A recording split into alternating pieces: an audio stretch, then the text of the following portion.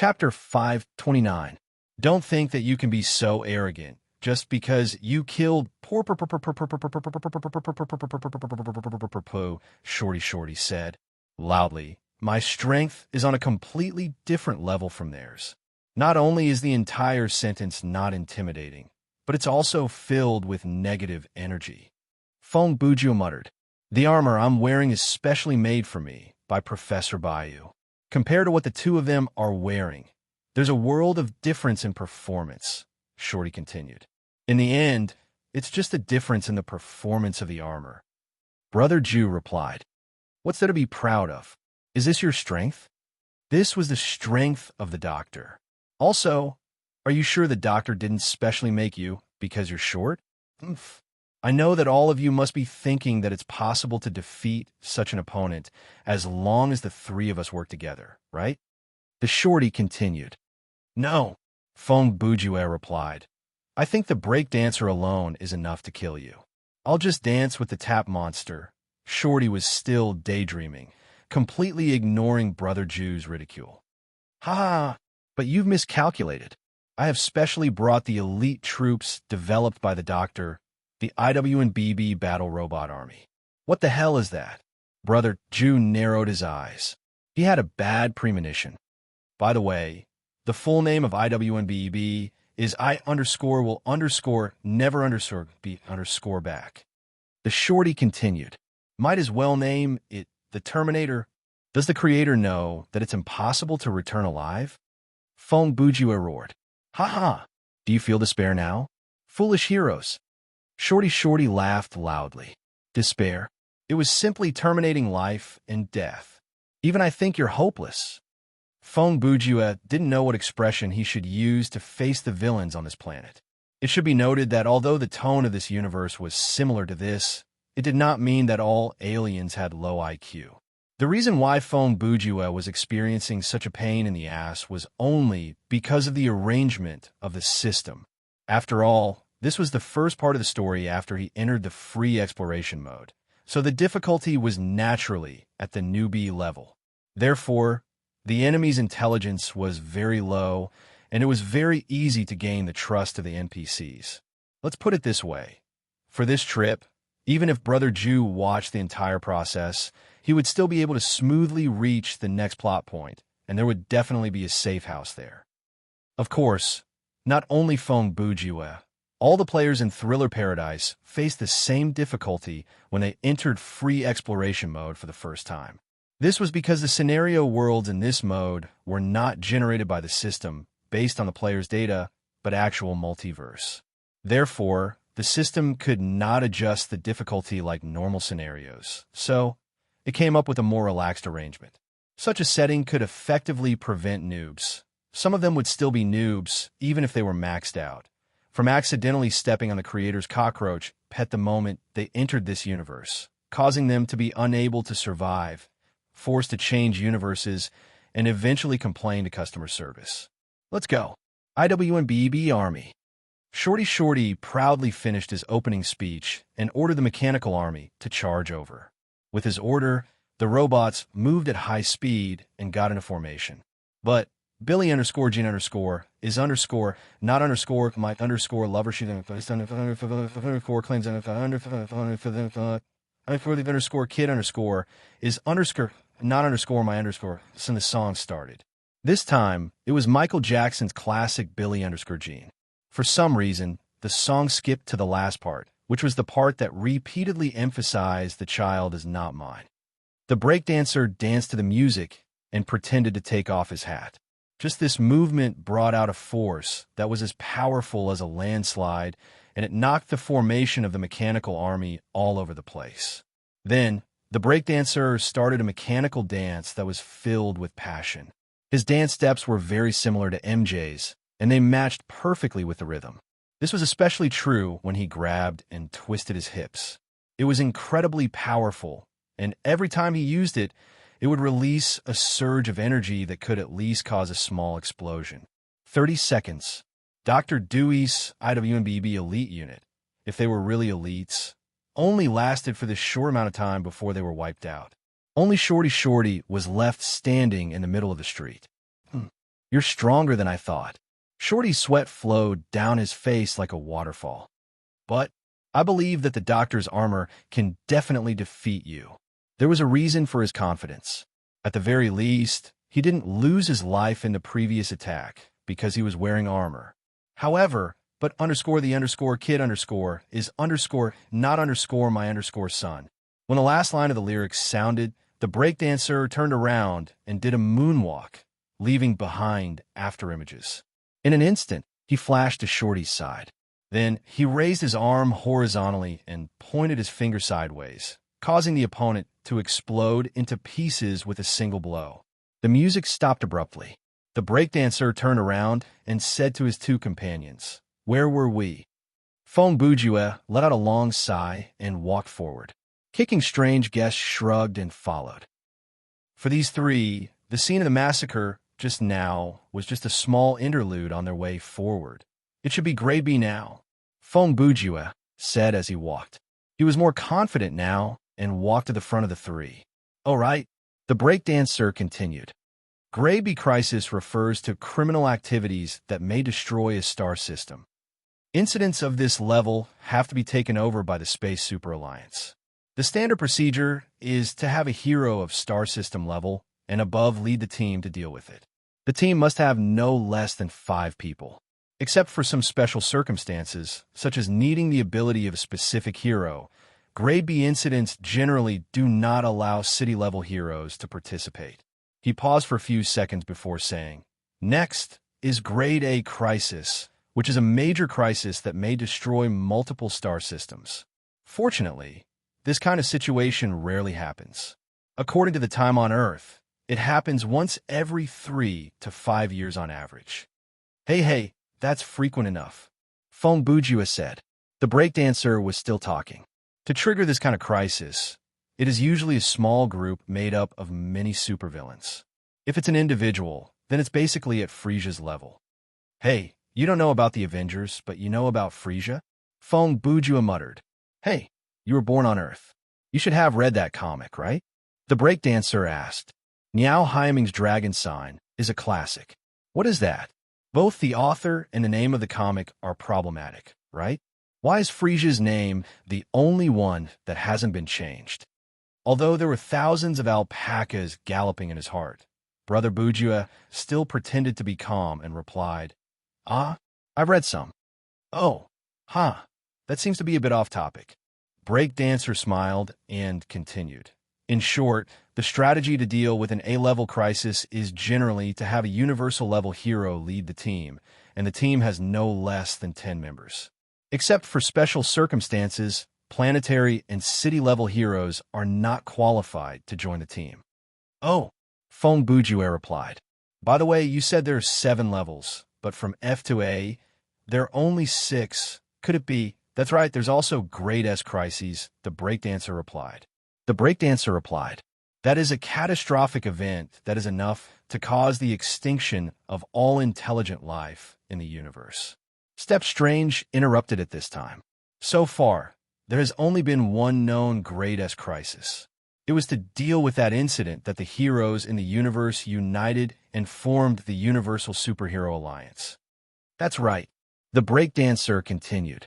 The heroes who survived that crisis were the first members of the Supreme Council of the Alliance. He paused for a moment. But that is a long story, and there are many details that we are not very clear about. If there is time, let's talk about it later. While they were talking, they walked a lot of distance. Not long after, the 3 of them successfully arrived at the office building of the Trashy Planet's government. Looking up, this building was at least 100 stories high. The structure was in the shape of a Christmas tree, and the whole body was cast in dark metal. From a perspective of an Earthling, this building was indeed a wonder and a magnificent sight.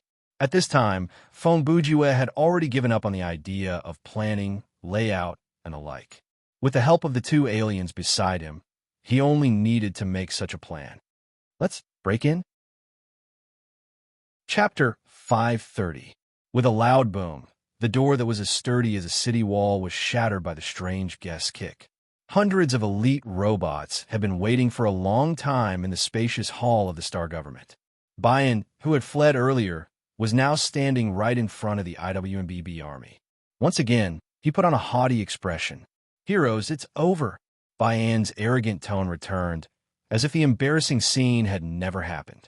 "With me and Bayan here, don't even think about getting close to Dr. Bayan in the underground command center. You expose your boss's position as soon as you open your mouth. You got guts." Feng Bujua looked at him sympathetically. "Don't think that I retreated.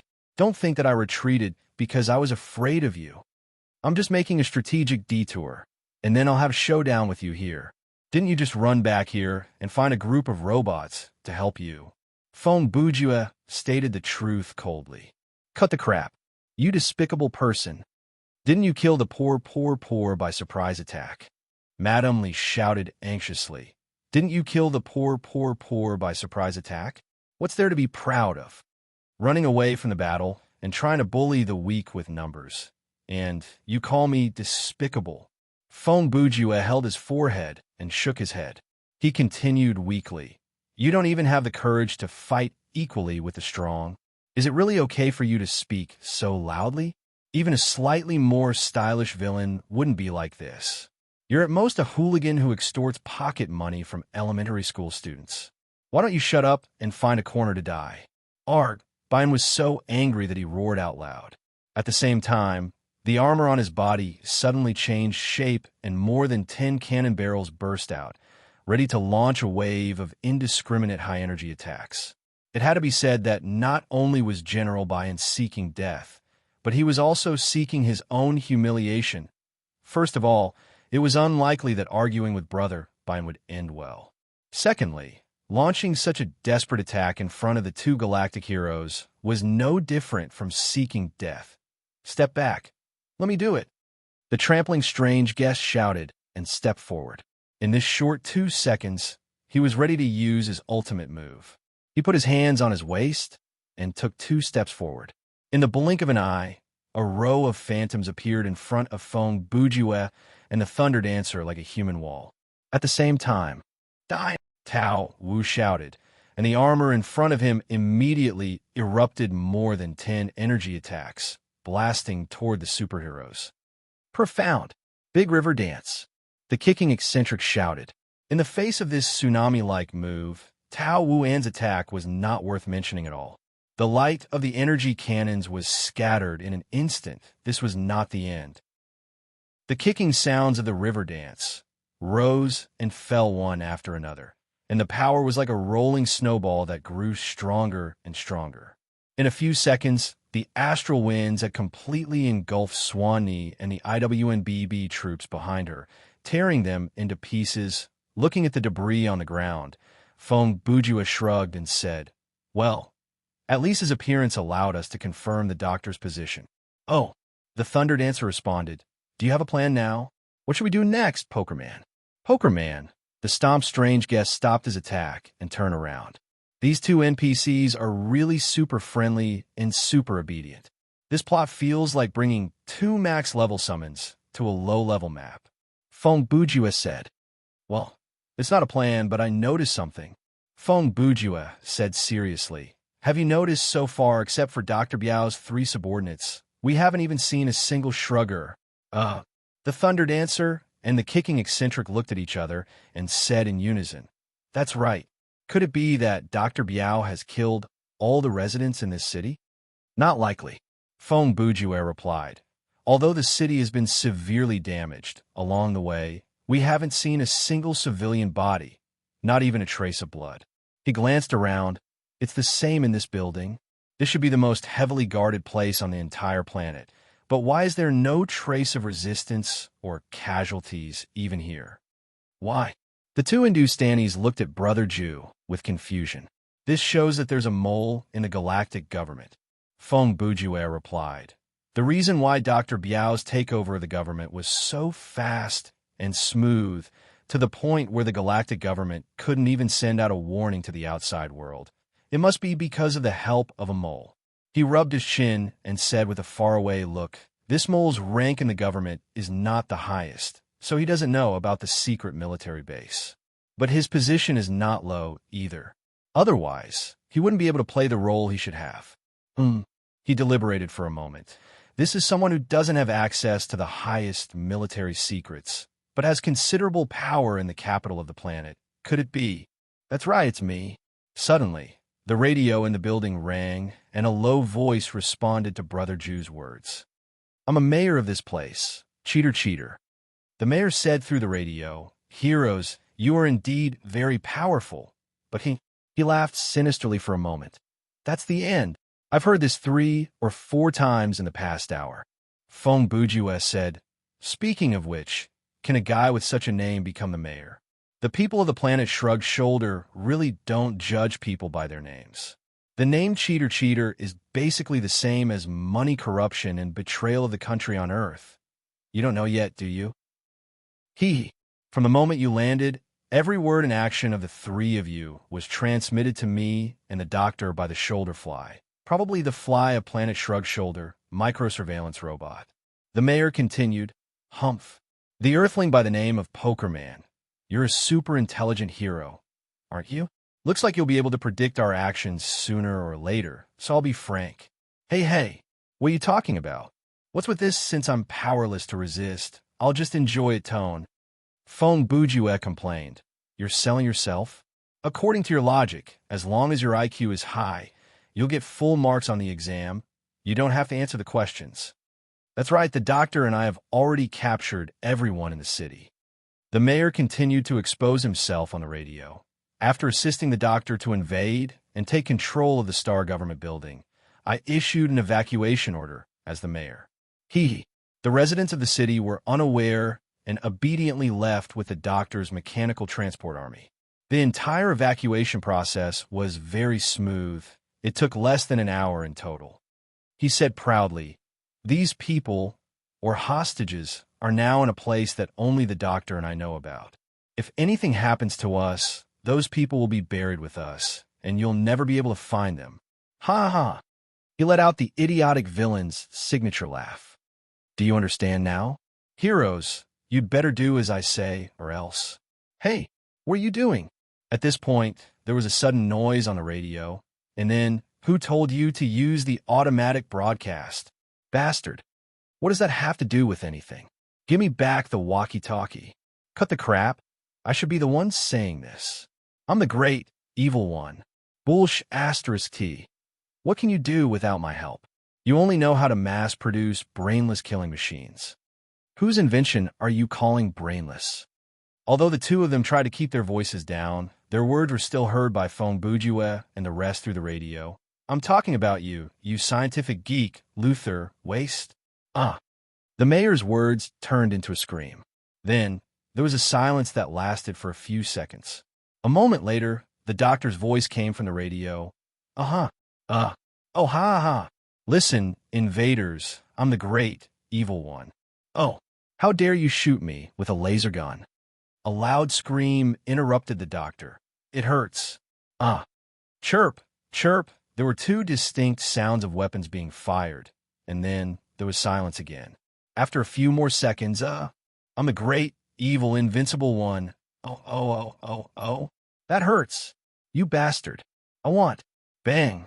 A sound similar to a grenade explosion interrupted the howling that sounded like a pig being slaughtered. Phew. Dr. Biao let out a long sigh, and his trembling voice came from the radio. Listen, heroes, ignore that guy. I'm in charge here. He was stunned when he said this. Hey, why did the surveillance robots lose their signal?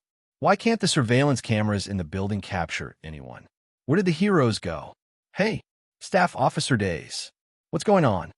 At the same time, in a corner on the first floor of the trashy planet government building, this is a blind spot for the surveillance cameras. Feng Bujue said to the 2 heroes beside him. From Dr. Biao's reaction on the radio, he has indeed lost track of our whereabouts. Brother Ju said, and opened his palm. At that moment, there were 2 metal objects that looked like insects lying in his palm. If you find something similar nearby, it's best to get rid of it immediately. Chapter 531. 10 minutes later, in the underground safe house. This place was the last line of defense for the dregs of Star Government. As long as the only exit was closed, the safe house could defend against any conventional weapons of war.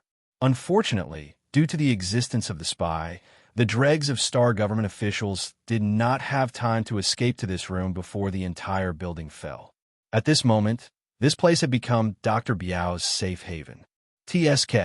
They actually broke through all the way here. Dr. Biao could roughly guess the route the superheroes took from the order in which the surveillance screen turned black one by one. That's strange. The day's staff officer stood behind the doctor and looked at the surveillance screen with a solemn expression. Why is there no deviation in the route they took? It's like they already know the coordinates of the safe house. Yes, the robots that we kept sending out to intercept them were all defeated one by one. Dr. Biao continued. The two of them muttered in unison, Why? Could you be the spy? The two of them reacted almost at the same time, pointing at each other and shouting. What a joke. Are you stupid? I'm a boss here. Why would I betray myself? Dr. Biao shouted. The day's staff officer snorted coldly. Who knows? It's because you're the least suspicious that makes you the most suspicious. In detective novels, the person who least resembles a criminal is a criminal. Isn't that right? Nonsense, Dr. Biao replied. There are only the two of us left here now. No matter how you look at it, you're the spy. You're just trying to clear your name by blaming me. He laughed coldly as well. Do you think you can fool me like this? In front of my great wisdom, this kind of psychological warfare is child's play. Bang! Accompanied by a dull thud, the thick superalloy door of the safe house cracked open, and three figures slowly entered the house. Ah, they're really here. Feng Bujua looked at the two people in front of him and said weakly, Damn it. They're here so soon, Dr. Biao said through gritted teeth. That's right. We followed the direction where the robots appeared, and we reached our destination without taking any detours. Brother Zhu sighed deeply. Sigh, when I saw the miniature robots, I had some expectations of your intelligence. But who would have thought, Sai? Why would I waste my energy to destroy the surveillance equipment along the way? What? Dr. Baiyu and the day's staff officer exclaimed at the same time. So that's how it is? Huh. This time, Feng Bujue really didn't know what they were talking about. You're good. I underestimated you. As expected of a super-intelligent hero, you actually used this method to quickly find our location. Dr. Baiyu stared at Brother Zhu and said. The day's staff officer added, and it almost caused internal strife among us. Your vicious plan of killing two birds with one stone is really chilling. After Feng Bujua heard this, he was stunned for about 2 seconds. Then he took a deep breath. Phew. Then Brother Zhu slowly walked to the corner of the safe house. He stood facing the wall, put his hands in his pockets, and swayed his body slightly. Then he began to gently knock his forehead against the wall. What are you doing? Dr. Baiyu and the day's staff officer both jumped back alertly. They were all wearing armor. Is he going to launch some kind of attack? Bastard! Feng Bujue ignored them and continued to knock his head against the wall. The other 4 people in the room didn't know what he was doing and didn't dare to act rashly. They all chose to wait and see. After knocking his head rhythmically for a minute, Brother Zhu turned his face and put on an expression of someone who had done something wrong. I've already accepted your setting. You're all done for. Dr. Baiyu was shocked. What did you say? Feng Bujue ignored the other person's question and suddenly waved his arm. He asked aggressively, Baiyu, you're really a terrifying scientific genius. You've done this. What is your goal? When Dr. Baiyu heard this, he laughed out loud. Ha ha, now you know fear. If you want to hear it so badly, I'll tell you. I want to use my mechanical army to conquer the entire universe. What? Feng Bujue's face was filled with panic. So, Planet Baiyu is just your stepping stone. Next is Planet Shrugged, and then the entire galaxy. His expression changed. Wait, that's not right. With your small army, you can only take over 1 or 2 planets at most. How can you take over an entire galaxy? Haha, you're too naive. Oh, so the hostages and government officials were taken there. Fong Bujua said while rubbing his chin. Ah. Dr. Bayu seemed to have realized something and immediately shouted, "You despicable man!" The day staff officer was also shocked. He actually managed to get such important information out of me without batting an eyelid. This man is too scary, all right? My mission is complete. Fong Bujua turned around and looked at breakdancer and kicker. You two. I'll leave the rest to you. Oh, well done. Pokerman breakdancer praised in his Indian accent. Very good. Now it doesn't matter if we accidentally kill them. Kicker turned his gaze to Dr. Bayu and the day's staff officer. You. Dr. Bayu was sweating profusely. Don't think you can be arrogant just because you killed my 3 generals. The armor on my body is...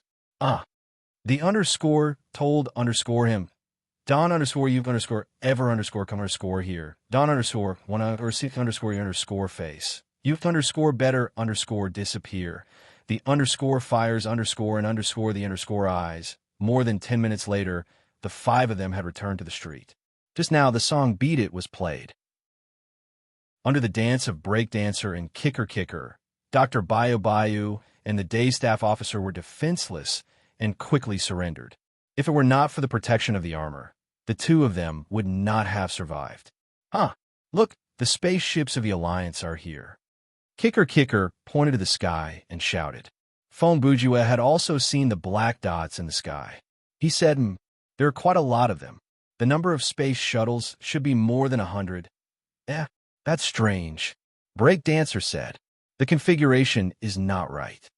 Kicker also said, the logistics, rescue, and escort teams are all using medium-sized spaceships and above. I think there are only about 10 of them. He paused. Why are there so many small combat spaceships? Are you worried that we can't handle a C-class crisis? Breakdancer said, half-jokingly. At this moment, suddenly, a khaki-colored frog-shaped shuttle flew out of the fleet and stopped in front of them at super high speed. It was a very small shuttle, twice the size of Curry. After the hatch opened, a man in a toad armor jumped out and flew to Fong Bujua and the others. You're under arrest. As soon as Toadman landed, he said this to Brother Jew in front of him. This member of the Supreme Council of the Super Alliance had a deep voice and a burly body. From the looks of it, the people of Mahat did not look very different from the people of Earth. However, Toadman was wearing a mask on his face, so his real appearance was unknown. You must be mistaken, Fong Bujua replied. Even though I'm not that famous, at the very least, I am in English. You are lying. Toadman interrupted. His words were sonorous and powerful, showing that he was very confident. I used the hair you left on Curry to do a test. There is no doubt that you are a pure-blooded Earthling. However, there is no trace of your DNA on Earth or any other human colonies. He paused for a second, as if he was observing Brother Jew's expression. Even if there is no record of your birth, you have lived in this world for so many years, so there must be some traces left behind. However, you appeared out of thin air. The Super Alliance's computer system could not find any evidence of your existence. You took a step forward. So, you must be from another universe, or even another dimension. Fong Bujua's expression did not change. He was calm as usual, but in his heart, he was complaining. Are you kidding me? The difficulty level has risen from Pong to Lock. Where did this guy with an off-the-charts IQ come from? Does he really live in the same world as these people around me?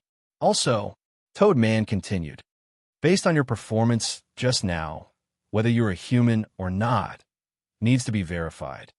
Oh, Fong Bujua instantly caught some information. What happened after I left Curry? Can you see it too? Toadman said in a deep voice. Is there a problem? Humph. Brother Jew sneered. I understand. You installed a miniature surveillance device on Thunderdancer and Tapper Stranger. What? Hearing this, the two immediately shouted out in surprise. Is this true, Toadman? Toad Hero? Step Strange guest asked. Don't get too excited, Toadman replied calmly. We can discuss this when we return to the Alliance. I think what he means is yes, I installed it, but let's not talk about this in front of outsiders. Fong Bujua laughed. If I'm not wrong, His gaze met Toadman's threatening gaze. All heroes above the galactic level, and some with special abilities, have your surveillance device on them. Toadman, Thunder Dancer shouted. What is going on? Pokerman said. Yes. Toadman knew what the other party was going to say. He responded directly. I don't deny this, but I think you will at least give me a chance to explain. He turned his head and took a deep look at Fong Bujue. Everything. Wait until we take this unknown and undefined threat back to the Alliance headquarters. Chapter 532. The Milky Way, the headquarters of the Universe Super Alliance. The founders of this space base were obviously very far-sighted. At the beginning of its construction, they were fully prepared for expansion. In just a few decades, this place developed from an interstellar space station to a small artificial planet. In the year 8275 of the universe calendar, a traveler from another world was invited here. He would be a key figure in the future catastrophe. Of course, right now he was just a prisoner. Screech, the sound of the electronic door closing announced that only Brother Ju was left in the room. Here we go again, Fong Bujue muttered as he observed the surrounding environment. Seems familiar. He sighed. It's better to be locked up in the shrugged shoulder planet. The area of this room was almost the same as the interrogation room of the shrugged shoulder planet. The lighting was also from the ceiling, and even the color of the walls was similar. If there was a difference, it was that there was no one-way glass in this room, and there were no tables or chairs. Let's do another wild ball punch. Fong Bujue saw that the skill's cooldown was over, so he used it again. Naturally, his every move was being monitored by others, and he was very clear on this point. However, now Brother Ju didn't need to hide such a small thing as using wild ball punch in the air. He needed to explain far more than this. 10 minutes later, the door of the room opened, and Toadman walked in. When the door behind him closed again, he said, I think our conversation should start with introducing ourselves. No, our conversation should start with, is anyone listening in at this moment? Fong Bujue responded. No. Toadman seemed to know that the other party would ask this question. He immediately gave a very positive answer and added, Before I came here, I'd already terminated the monitoring program in the room. Without my key, it can't be restarted. He spoke very quickly, and his words were very organized. So, when he said this, he took off his toad helmet, revealing a face that was 80% similar to a human's. The most significant difference between the Mahathians and humans was that their cheekbones were very high. In other aspects, they were not much worse. I'm Wei Slub from Mahat. Toad Hero said, a member of the Supreme Council of the Universe Superhero Alliance. The hero's name is Toad Hero. I am Fong Bujue from Earth. Brother Ju also gave his title. A superhero from another universe. Pokerman, how can you prove it? Toad Hero asked. I can't prove it. Fong Bujue spread his hands. It's up to you to believe it or not. Since that's your attitude, Toad Hero continued, then I'll tell you this in a different way. He looked straight into Brother Ju's eyes and said darkly, there are 3 types of people in this world. The first are normal people. They have limited power, are content with the status quo, and are fearless because of their ignorance. The second are smart people. They thirst for knowledge, are ambitious, and are revered because of their knowledge. And the third is people like me. His expression darkened. I don't trust anyone, including myself, because I have my weakness. At this point, Toad Hero suddenly reached out his arms to grab Fong Bujue by the collar and lifted him up. People like me are afraid of everything that cannot be controlled, and you are one of them. Ha! Trying to scare me. Brother Ju laughed. Unfortunately, it's useless against me. He tilted his head. But, since you've put so much effort into your act, I will reluctantly explain it to you. Once that was said, Toad Hero knew that his act of playing the bad guy had been seen through. Helpless, he could only scoff and let go of Brother Ju. Fong Bujue adjusted his collar and used this short moment to arrange his thoughts. Then he said, First, in my universe, there is no such thing as the U Super Alliance. I already know that, Toad Hero said. Toad Hero said. He was confident because he had seen Brother Ju's performance on Planet Shrug Shoulders. After all, he had taken the video directly from the military base's database on Planet Shrug Shoulders. It was not difficult to see that this person had never heard of the U Super Alliance before. This was very important. It could not only support the conclusion that he came from another universe, but it could also rule out the possibility that he was a spy. Secondly, just as I said on Planet Shrug Shoulder, I was forcefully teleported during a battle, which was why I appeared in that desert. Feng Bujue continued. Logically speaking, I naturally thought I was teleported to an alien planet. It was not until later that I gradually realized that this was another universe. Toad Hero muttered. Go on. Didn't you see what happened next? When we first met, I did tell some lies to the Thunderbolt Dancer and the Tap Monster, but that was just a matter of going with the flow. I just wanted to reach the alliance that they mentioned as soon as possible and seek help, Feng Bujue replied. Then they received a mission, and I took the initiative to help. No matter how you look at it, this is considered a great kindness, right? You paced a few steps. From the beginning to the end, I was on the side of justice, right? How do you want me to prove that I am a hero? Do you want to see the Pegasus Meteor Punch? Toad Hero did not understand the last two sentences, but the first two sentences were quite convincing, because this statement was half true and half false. The true part was in front of the other party, but there was no evidence for the false part. Toad Hero stroked his broad chin and thought to himself, Logically speaking, there are no flaws. I can believe that you are a hero. Toad Hero thought for a while and replied, but the incident of crossing into a parallel universe can be big or small. Your arrival may be insignificant, but it may also cause a devastating disaster due to the butterfly effect. He paused. I will gather the members of the Supreme Council and discuss your problem together. Before our meeting is over, please do not leave the U Super Alliance headquarters to avoid unnecessary trouble. I have nowhere to go, Feng Bujue replied in a very normal tone. In fact, I intend to stay here and join the alliance. He immediately said, Oh, right. You can also mention this to your colleagues at the meeting. Toad Hero heard this and looked suspicious. Listening to what you said, you seem to have given up on returning to your own universe? Feng Bujue answered smoothly, Because I have heard from your words, the hope of me going back is very slim. Toad Hero was silent for a few seconds and said, Well, I will convey your wish for you. He turned and walked to the door. But before that, I'm sorry, you have to stay in this room for a while. Chapter 533. After Toadman left, Feng Bujue began to pace in the room. Based on the current situation, he could only wait patiently. Escaping was definitely impossible. From the intelligence level, Brother Ju was in the other party's headquarters, and he knew nothing about the environment, personnel, defense deployment, and other information. It was difficult to implement any strategy from the military level. Any planetary hero was enough to make him suffer. Not to mention there were so many heroes here, of course.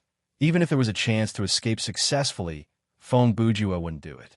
As he said to Toadman, he really had no place to go, and joining the Yushan Alliance was his best choice now. This organization was powerful, had abundant funds, and had almost unlimited potential resources. With Brother Ju's ability, if he could gain their trust, settling down was naturally not a problem, and his meteoric rise was just around the corner. At the same time, in the conference hall of the Universe Superhero Alliance. This hall was surrounded by scientific instruments and giant computers, and in the middle was a futuristic, long, oval metal table. At this moment, there were 7 superheroes sitting at the conference table. They were Toad Man, Mahathian, Tinfoil Man, Mud Alien, Eggplant King, Not Laughing Alien, Monkey Hunter, Noble and Cool Alien, Black Hole Queen, Unknown Lifeform, Dr. Eternity, Earthling, and Captain Shit Alien, Shit Alien. Among them, there were 3 who looked like humans, Toad Man, Tin Foil Man, and Dr. Eternity. The difference between the first 2 and humans was the Mahathian had high cheekbones, and the Mud Alien had large eye sockets. Dr. Eternity came from Earth, and he was a hybrid of human and alien. He looked like a Caucasian in his 40s. His actual age was unknown, with a mustache, slightly curly hair, and a black cloak covering his whole body. Except for these three, the remaining four were far from human. For example, the appearance of Eggplant King. It was a giant eggplant 2 meters tall and as thick as a tree trunk. On the top of the eggplant, there was a slightly protruding face. There were 3 round eyes and a mouth on the face. There were no organs like ears or noses. Looking at the monkey hunter, he had short brown hair all over his body. His body was as long as a bamboo pole. His torso, arms, and legs were almost the same length. When he stood up, he was nearly 3 meters tall. As a noble and elegant planet, he also had an innate racial advantage, his particularly developed vision. His eyes were very similar to a rabbit's, growing on both sides of his head and slightly protruding. This gave him a very wide field of vision, and he could see things behind him without turning his head. Furthermore, this pair of eyes had the ability to gather light and could see things in the dark. Next was the Black Hole Queen. Her appearance was easy to describe. A black ball of light with a diameter of 1 meter that spoke with a woman's voice. Lastly was the captain of the ship planet. Don't worry, his body is definitely not composed of feces, and he is definitely not equipped with a feces helmet or a feces shield. Overall, he was a gigantic humanoid creature with a V-shaped torso. He was also about 3 meters tall, but he was much more muscular than the monkey hunter. Due to the mask on his face and the tight suit, it was unclear what he looked like. These 7 were the members of the Super U Alliance's Supreme Council. Based on the time on Earth, the Alliance had been around for about 50 years already. During this period, the members of the Supreme Council had changed. Initially, there were 10 heroes in the Supreme Council, but due to various reasons, 5 of them were no longer part of the group. The remaining 5, plus Eggplant King and the Monkey Hunter who joined later, formed the current group. That's the basic situation. What do you guys think? Toadman told his colleagues about Brother Jew and analyzed the credibility of each piece of information without any bias before he asked, "Brother Jew, what do you think?" Tinfoil Paper Man was the first to speak. "What else can I think?" He laughed frivolously. "I think you've already gotten yourself into big trouble." "What?" Toadman was startled. He thought to himself, could it be that the problem caused by this phone bourgeois is far more serious than I thought? But Tinfoil Paper Man said something else. "Do you know how many complaints I've received from heroes in the past week?" Toadman's face darkened when he heard that. "We should be focusing on phone bourgeois now. The complaints about me can be put aside for now." No. We can't put it aside. The complaints about you are the most urgent problem." Tinfoil Paper Man smiled. "My old friend, you've gotten yourself into big trouble. Do you know that? If not for the 6 of us, you would have been beaten to a pulp by your colleagues in the Alliance."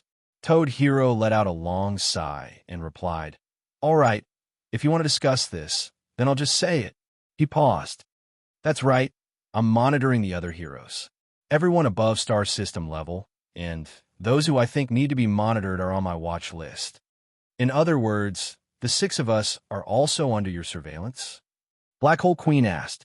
"Unfortunately, as much as I want to monitor everyone here, I'm unable to do so technically." At this point, Toadman had nothing to hide. He turned to look at Tinfoil Paper Man. "In terms of machinery and nano-level technology, Kratas is better than me. Whether I tamper with his armor or put micro-robots in his food, I'll be seen through quickly." He then turned to Professor Yongang. "It's even more difficult to install a surveillance device on the professor. Even if it's successfully installed, once he uses his dimensional power, like teleportation, the device will lose its effect." At this point, Toadman turned to the other heroes across the table. Monkey Hunter's sensory power and Eggplant King's unique biological structure have also declared that the possibility of long-term surveillance is 0. His eyes moved slowly. "Regarding Black Hole Queen and Dung Star Captain, after so many years, I haven't even been able to study your powers and their limits, much less—" Hey! Monkey Hunter interrupted Toadman's narration and continued in an agitated tone. "We want to ask you why you're doing something like this. You're actually complaining non-stop in a matter-of-fact tone. Whether you understand it or not, I believe that what I'm doing is absolutely necessary, Toadman said. Just think about it. If a galactic hero suddenly betrayed the Alliance and went on a killing spree, what kind of consequence would that cause? The foundation of a superhero alliance is mutual trust. Your suspicion is an insult to the other heroes, Eggplant King retorted. I'm not suspecting anyone. I'm just taking precautions.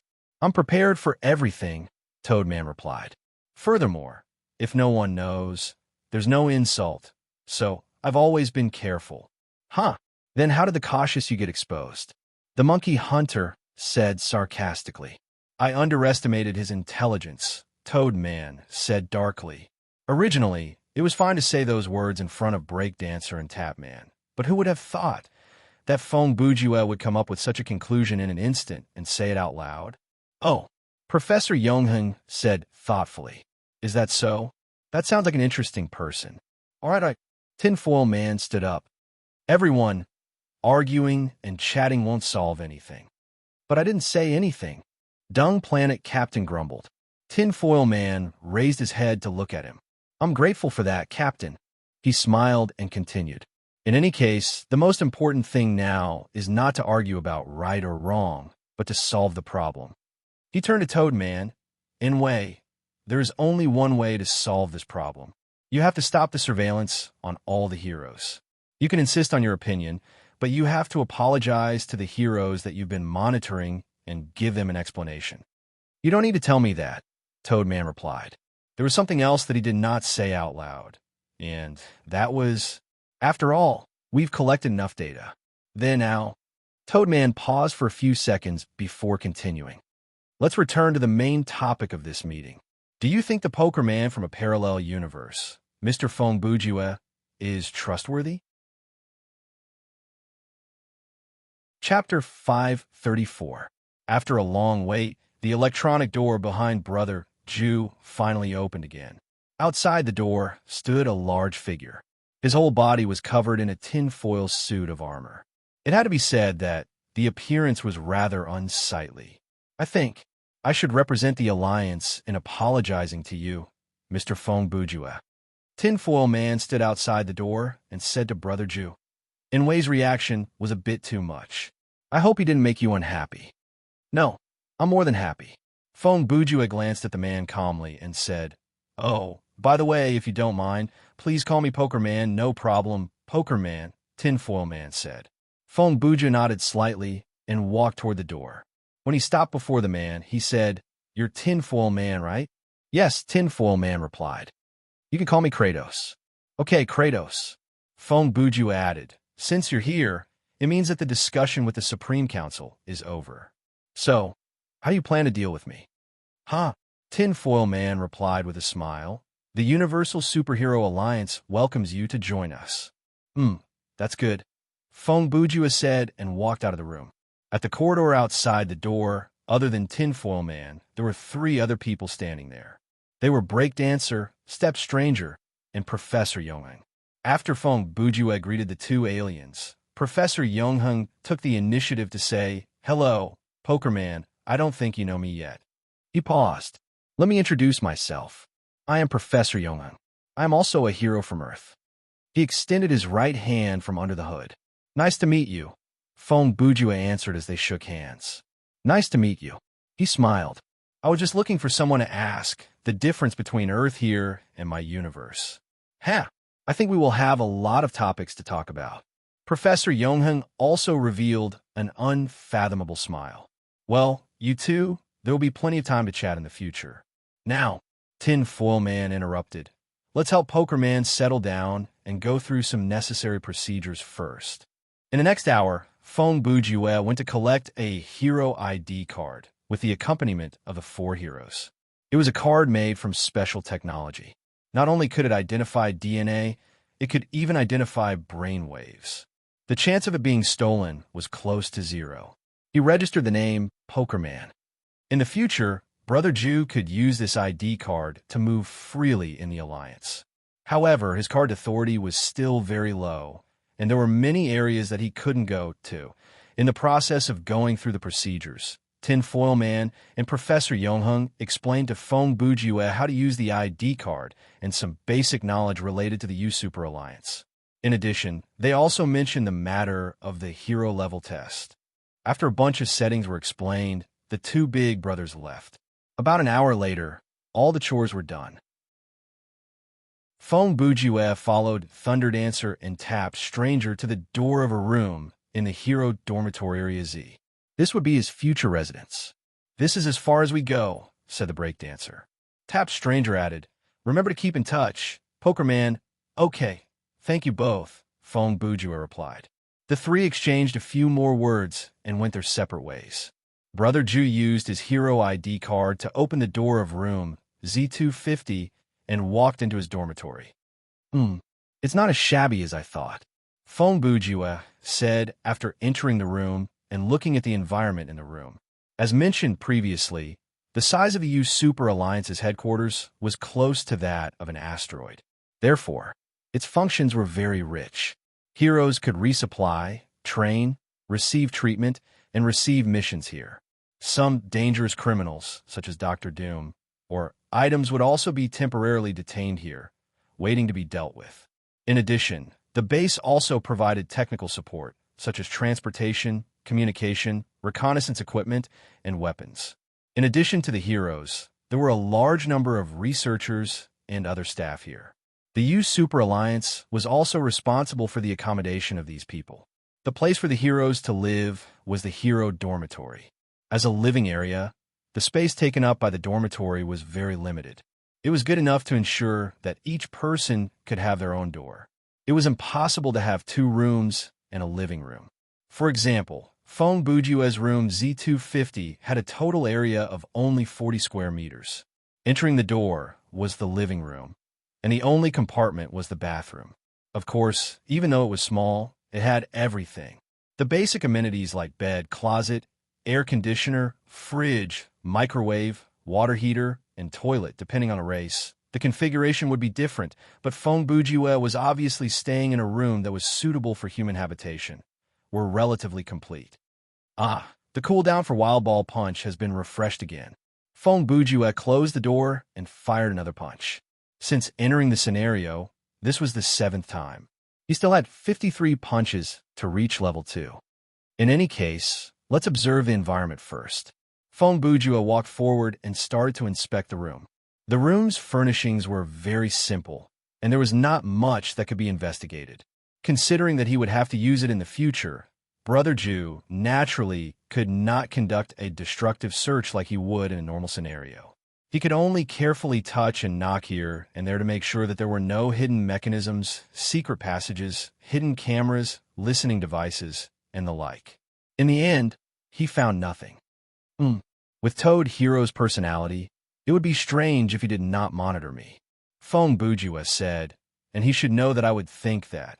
So, his surveillance method must be very difficult to discover. He scratched his chin and mumbled, "Perhaps he has used some method to install a mini surveillance device in my stomach. Oh well, after all, once we find the safe house, his surveillance device will be useless." Feng Bujue had confidence in the system. After searching the living room, the next place to go was the bathroom. Brother Ju pushed the door open and entered. Then, he was greeted with a happy scene. Other than the basic amenities in the bathroom, there was an additional door. On the door, there was a circle, and inside the circle was the word shock. My wish has come true. Brother Ju was overjoyed and walked toward it. After he stepped into the safe house, the system announcement appeared in his ears. Under normal circumstances, NPCs will not actively approach the space where the safe house is located. Please do not purposely lead the NPCs to the safe house, or else it will cause a chain reaction and increase the rejection of the universe toward you. Oh, the rejection of the universe toward me. Feng Bujue repeated thoughtfully. Sounds like some kind of hidden value. His thoughts flashed, and so did his actions. Once Brother Ju entered the safe house, he walked toward the elevator.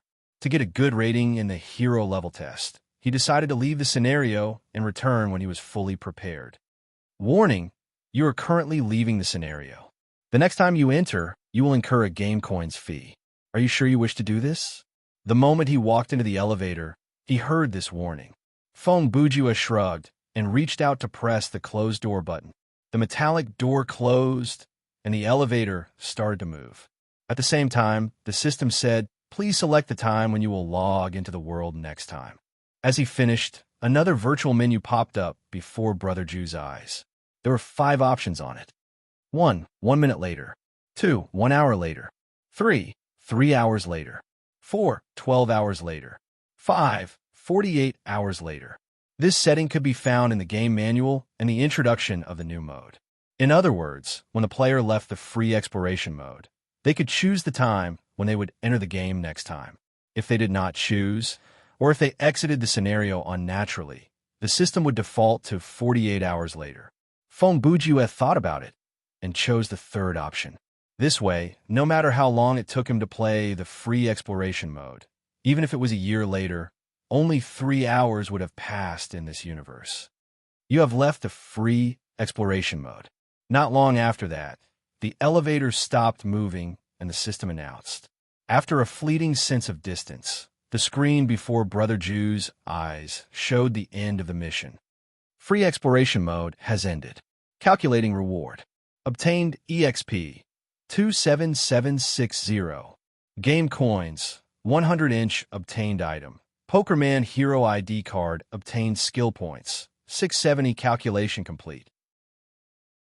Please continue. That's quite simple. Feng Bujue looked at the end of the mission and commented. Indeed, compared to other modes, the end of free exploration mode was very short. There was no clear reward, no mission-related reward, no terror rating, and not even a bonus for skill points. Other than that, since this was the first time he had entered this mode, Feng Bujue's reward was quite small. Of course, this was also very fair.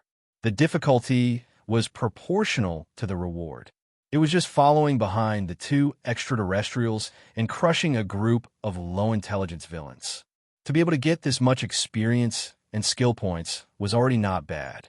In fact, the 20,000 EXP and 600 skill points were mainly due to the poor marshal. With my current ability, it is impossible for me to reach the star system rating. Feng Bujue thought as he walked toward the storage room. Even if I'm a star system hero, it will be hard. He placed the hero ID card into the storage room. The initial test is very important. If my level is too low, there will be a lot of obstacles in the future. Looks like it's best to train for a while more and wait until I'm a star system hero before returning. Chapter 535. After pocketing the hero ID card, Feng Bujue returned to the elevator. He walked to the screen and pulled up the mode selection interface again. What kind of mode should I queue up for? Brother Ju looked at the screen and mumbled. The previous free exploration mode was relatively easy, but the reward was relatively small. Therefore, Brother Ju started to look for trouble. I might as well choose the most difficult mode to refresh myself. Feng Bujue clicked on the mode that he had not cleared before. Feng Bujue, Level 43. Please select the game mode that you wish to join. You have selected Team Survival Mode, Nightmare. Please confirm. Confirmed. The number of team members has been randomized. 5. You have joined the queue. Currently searching for other players or teams that are ready. Matching complete. Coordinating nerve connection. Generating scenario. Downloading. Please wait a moment. Welcome to Thriller Paradise, a sweet female voice said. Before she finished, Feng Bujue's surroundings turned dark, and he lost the sense of his own body. Download complete. You're currently in Team Survival Mode, Nightmare. A scenario introduction is provided in this mode, and there's a chance of triggering hidden side missions and special world building. Reward for clearing the scenario. Puzzle card X3, playing the scenario introduction soon. The game will start immediately after. The next second, the introductory cinematic slid in, and a faded purple fog appeared before their eyes. This is the end of the world, the border of hell. The voice started, and the fog dispersed. A blood moon hung high in the night sky, and below the screen was a dark, silent ocean. Brother Jew, who watched the cinematic from the first-person perspective, felt like he was floating in the sky, looking down at this rather sad scene. This is a land of exile. At that moment, on the surface of the ocean, a shadow appeared. The living beings that were exiled here were once incredibly noble. They work under the banner of light and order, receiving respect and worship. But they have fallen. Innate evil is the choice of the universe. As for depravity, it is your own choice. This is something the gods of order could not tolerate. Thus, those fallen beings were subjected to the harshest punishments. As the narration continued, the image continued to move forward, and the silhouette of the shadow in the distance gradually became clearer. It was a very large island. If the camera did not start from a very far distance, the people watching the cinematic might have thought they were looking at a piece of land instead of an island. Devil Chomp Island is filled with pain, absurdity, hatred, and madness. The name of this island sounds familiar. When Fongbujua heard this, he had a bad feeling. If I remember correctly, Samon Tyr was exiled here. There are only two ways to leave this place, and that is suddenly. The introduction was cut off. A familiar voice continued. Fongbujua, you are a coward. I told you one day, you will pay for what you've done. That day has finally arrived. Brother Jew was startled. Hey, I haven't even started the game, but I've already been targeted? The key hint has been cut off. What is the way to leave this place? Even though he wanted to know the answer, the system would not speak again. In reality, this interruption of the narration was just a dramatic effect created by the system. The hint ended there, and the players had to find out what the two ways were. Sigh. The chance of clearing this scenario seems to be even slimmer than before. Fongbujua sighed. At that moment, the scene before his eyes changed, and he regained his mobility. For different voices yelled out four different ahs. Judging from the tone of their voices, these four yells were filled with surprise, doubt, displeasure, and pain in the balls beside the beach. The five players stood in a circle and looked at each other. Other than Fongbujua, the other four all yelled out when they saw the other players' faces. Fongbujua's eyes scanned the four teammates, and a bad feeling rose in his heart. This was because the members of this scenario were Fongbujua, Honghu, Flying Pegasus, Uncle Worthless, and Atobi Sama. Excluding Jin Fuguwei, this team sure is strong. Brother Jew calmed himself down and thought, with this team, it is not impossible to kill Samon Tyr. This is bad. Uncle Worthless was the first to laugh.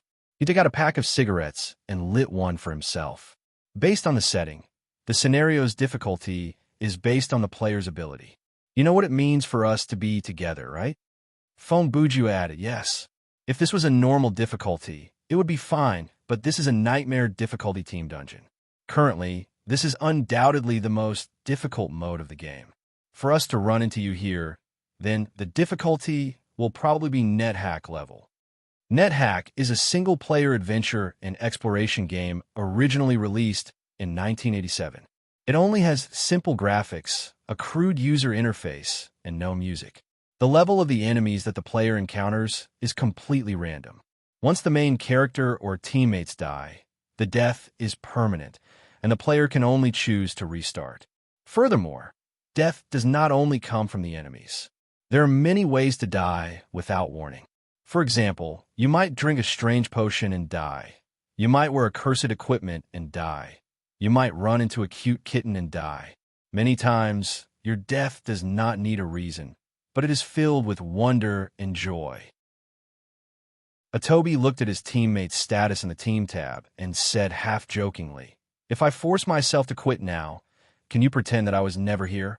His words were directly ignored by the group. Honghu then turned to his brother Jew. "Brother Fong, can you explain what is going on with the scenario introduction?" You guys heard it as well?" Fongbujua asked. "I thought I was the only one who encountered that situation." He scratched his chin and said thoughtfully, Everyone's introduction was interrupted. In other words, no one knows the way to leave? You just mumbled to yourself for a while and avoided my question, didn't you?" Honghu yelled with an expression like someone owed him money. However, 2 seconds later, he quickly calmed down. He pushed his glasses up and said, "Humph. Never mind, you don't need to answer. Based on my analysis, you must have made an enemy of the boss here in one of the previous scenarios." He sighed. Sigh? How come I don't think that's weird at all? No wonder you're the man chased by the court of truth. If possible, I really wish to present you to the boss for a reward. Then, the reward will be legendary equipment. Ha! I haven't seen you in a few days, but you've gotten better at complaining, Feng Bujue replied with a smile. Ha ha! Right then, a burst of hearty laughter rang out. Flying Pegasus still had that passionate expression on his face as he looked at the group. Everyone looks so energetic. Let's clear this scenario together. What makes you think I'm energetic? Atobi's lips twitched. Hong, who held his forehead and shook his head. I almost forgot there's a joker here. Oh, Yilong, so you're here as well? Flying Pegasus turned to look at Hong Hu. I didn't recognize you earlier. Your reaction arc is a bit too long. Hong Hu roared. My appearance is the same as the one from the tournament for the best. What are you trying to recognize? Ha! Uncle Worthless laughed. It's good that we're all acquaintances. Hey, Uncle, I really don't know you guys that well. Atobi groaned internally. I was just bored and wanted to try the nightmare mode, but I didn't dare queue for the solo mode, so I decided to give it a try. If I had known I would run into a bunch of weirdos like you guys, I would have queued for the solo mode. Yo, Jean Fugué, you're quite ambitious, aren't you? You're already level 40, and you even managed to get into the nightmare mode of team survival. Brother Ju saw the change in Atobi's expression and could not help but feel pity for him, so he decided to give him a few words of encouragement. Of course, Atobi tried his best to put on a confident expression. After all, I'm Hyodiai's boss. Oh, you're Hyodiai's leader? Uncle Worthless' gaze moved over. Nice to meet you. He thought to himself, a man who can make the Mingnan trio bow down to him is definitely not someone to be trifled with. Even though he looks a bit effeminate and didn't qualify for the tournament for the best, I can't rule out the possibility that he's hiding something. Even Feng Bujue has taken the initiative to greet him, and that explains a lot. Just as the five were chatting among themselves, the system announcement arrived. Main quest triggered. The five of them answered and opened the game menu, summoning the mission panel. A mission appeared before their eyes. Search for Devil's Maw Island and enter the Temple of Faith within 3 hours. Players who do not enter the temple within the time limit will be wiped out. That was not the end. About 10 seconds later, another very nasty hint appeared. This time, it was both text and voice, meaning that it was very important. Important hint. On Devil's Maw Island, many uncomfortable physical sensations will be highly replicated, like hunger, thirst, fatigue, pain, and so on. Please try to alleviate them on your own. If you ignore the effect of these sensations, it might cause your stats to drop drastically. Chapter 536. No wonder this is nightmare difficulty. This setting sounds so difficult, Uncle Worthless commented. Feng Bujue added, in other words, other than completing the mission, we have to find food and water to maintain our physical condition. Hong Hu mumbled. Looks like this scenario is going to take a long time. It will take at least 20 hours. So, the effect of this setting won't be obvious if the time is too short? Atobi-sama grumbled. Suddenly, Feng Bujue made a pincer motion at the air beside him. What are you doing? Hong Hu asked. Stretching my body, Feng Bujue replied. Fine. Ambitionist rolled his eyes. His expression seemed to say, anyway, you're a lunatic. There's no need to dig deeper. Everyone, the quest has appeared. Let's move quickly. Unrestrained Pegasus said loudly. Ambitionist turned to look at him and sighed deeply. Sigh, from a certain perspective, those who dare to act without thinking about anything are truly blessed. Hey, I suddenly have an idea, Flying Pegasus suddenly said. What? Hong Hu gasped. You know how to come up with a strategy? I will jump into the air and observe the terrain of this island, Unconstrained said. Perhaps I'll be able to find the location of that Temple of Faith. Wait a minute. Feng Bujue glanced at Brother Ma from the corner of his eyes. Do you have a levitation skill? No, Unconstrained answered without thinking. But I can jump very high. Then, do you have a way to reduce the damage from the fall? Brother Ju asked. Air. Not really, Unconstrained said. But don't worry, I won't die. It's such a waste of your talent to be a professional gamer. Feng Bujue grumbled. You should go host a housekeeping show at a TV station. The show will be called True Men Don't Read the Manual. Compared to your show, Mythbusters can only be considered a science experiment for middle school students. 1,000 Ways to Die can only be called a collection of autopsy reports at best. All right, stop teasing me, Hong Hu said. I know you're good at controlling the air. If you want to go up, go ahead. No one's stopping you. I'll be right back. As Feng Bujue replied, he had already retreated a few steps, but with a stomp of his foot, he shot forward like a sharp arrow. When Brother Ju leaped into the air, Unconstrained finally understood the meaning of those words.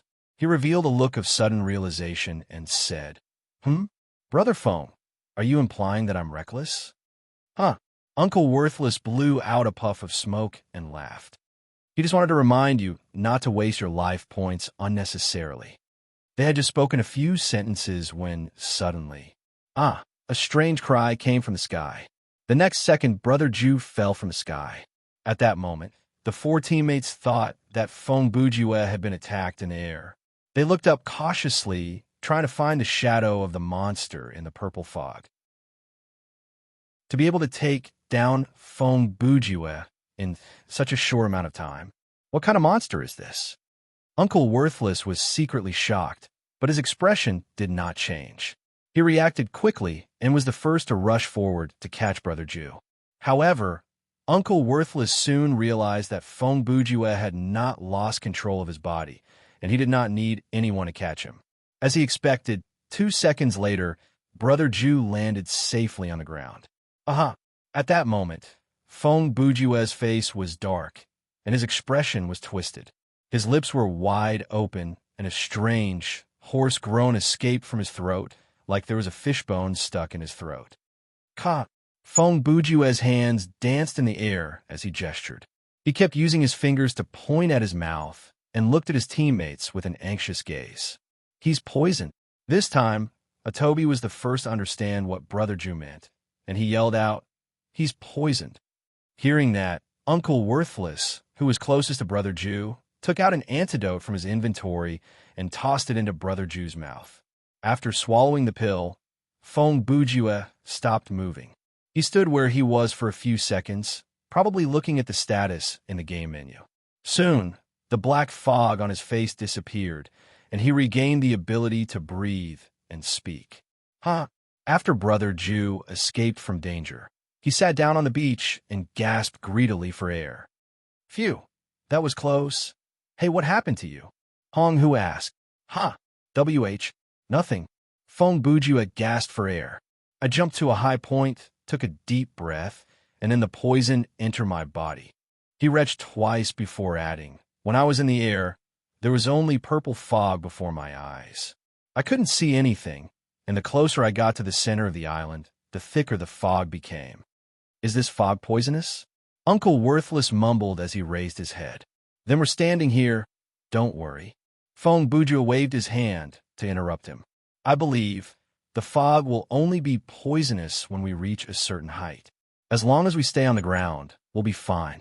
He paused and glanced at his status bar. Phew, but the effect of the poison is immediate.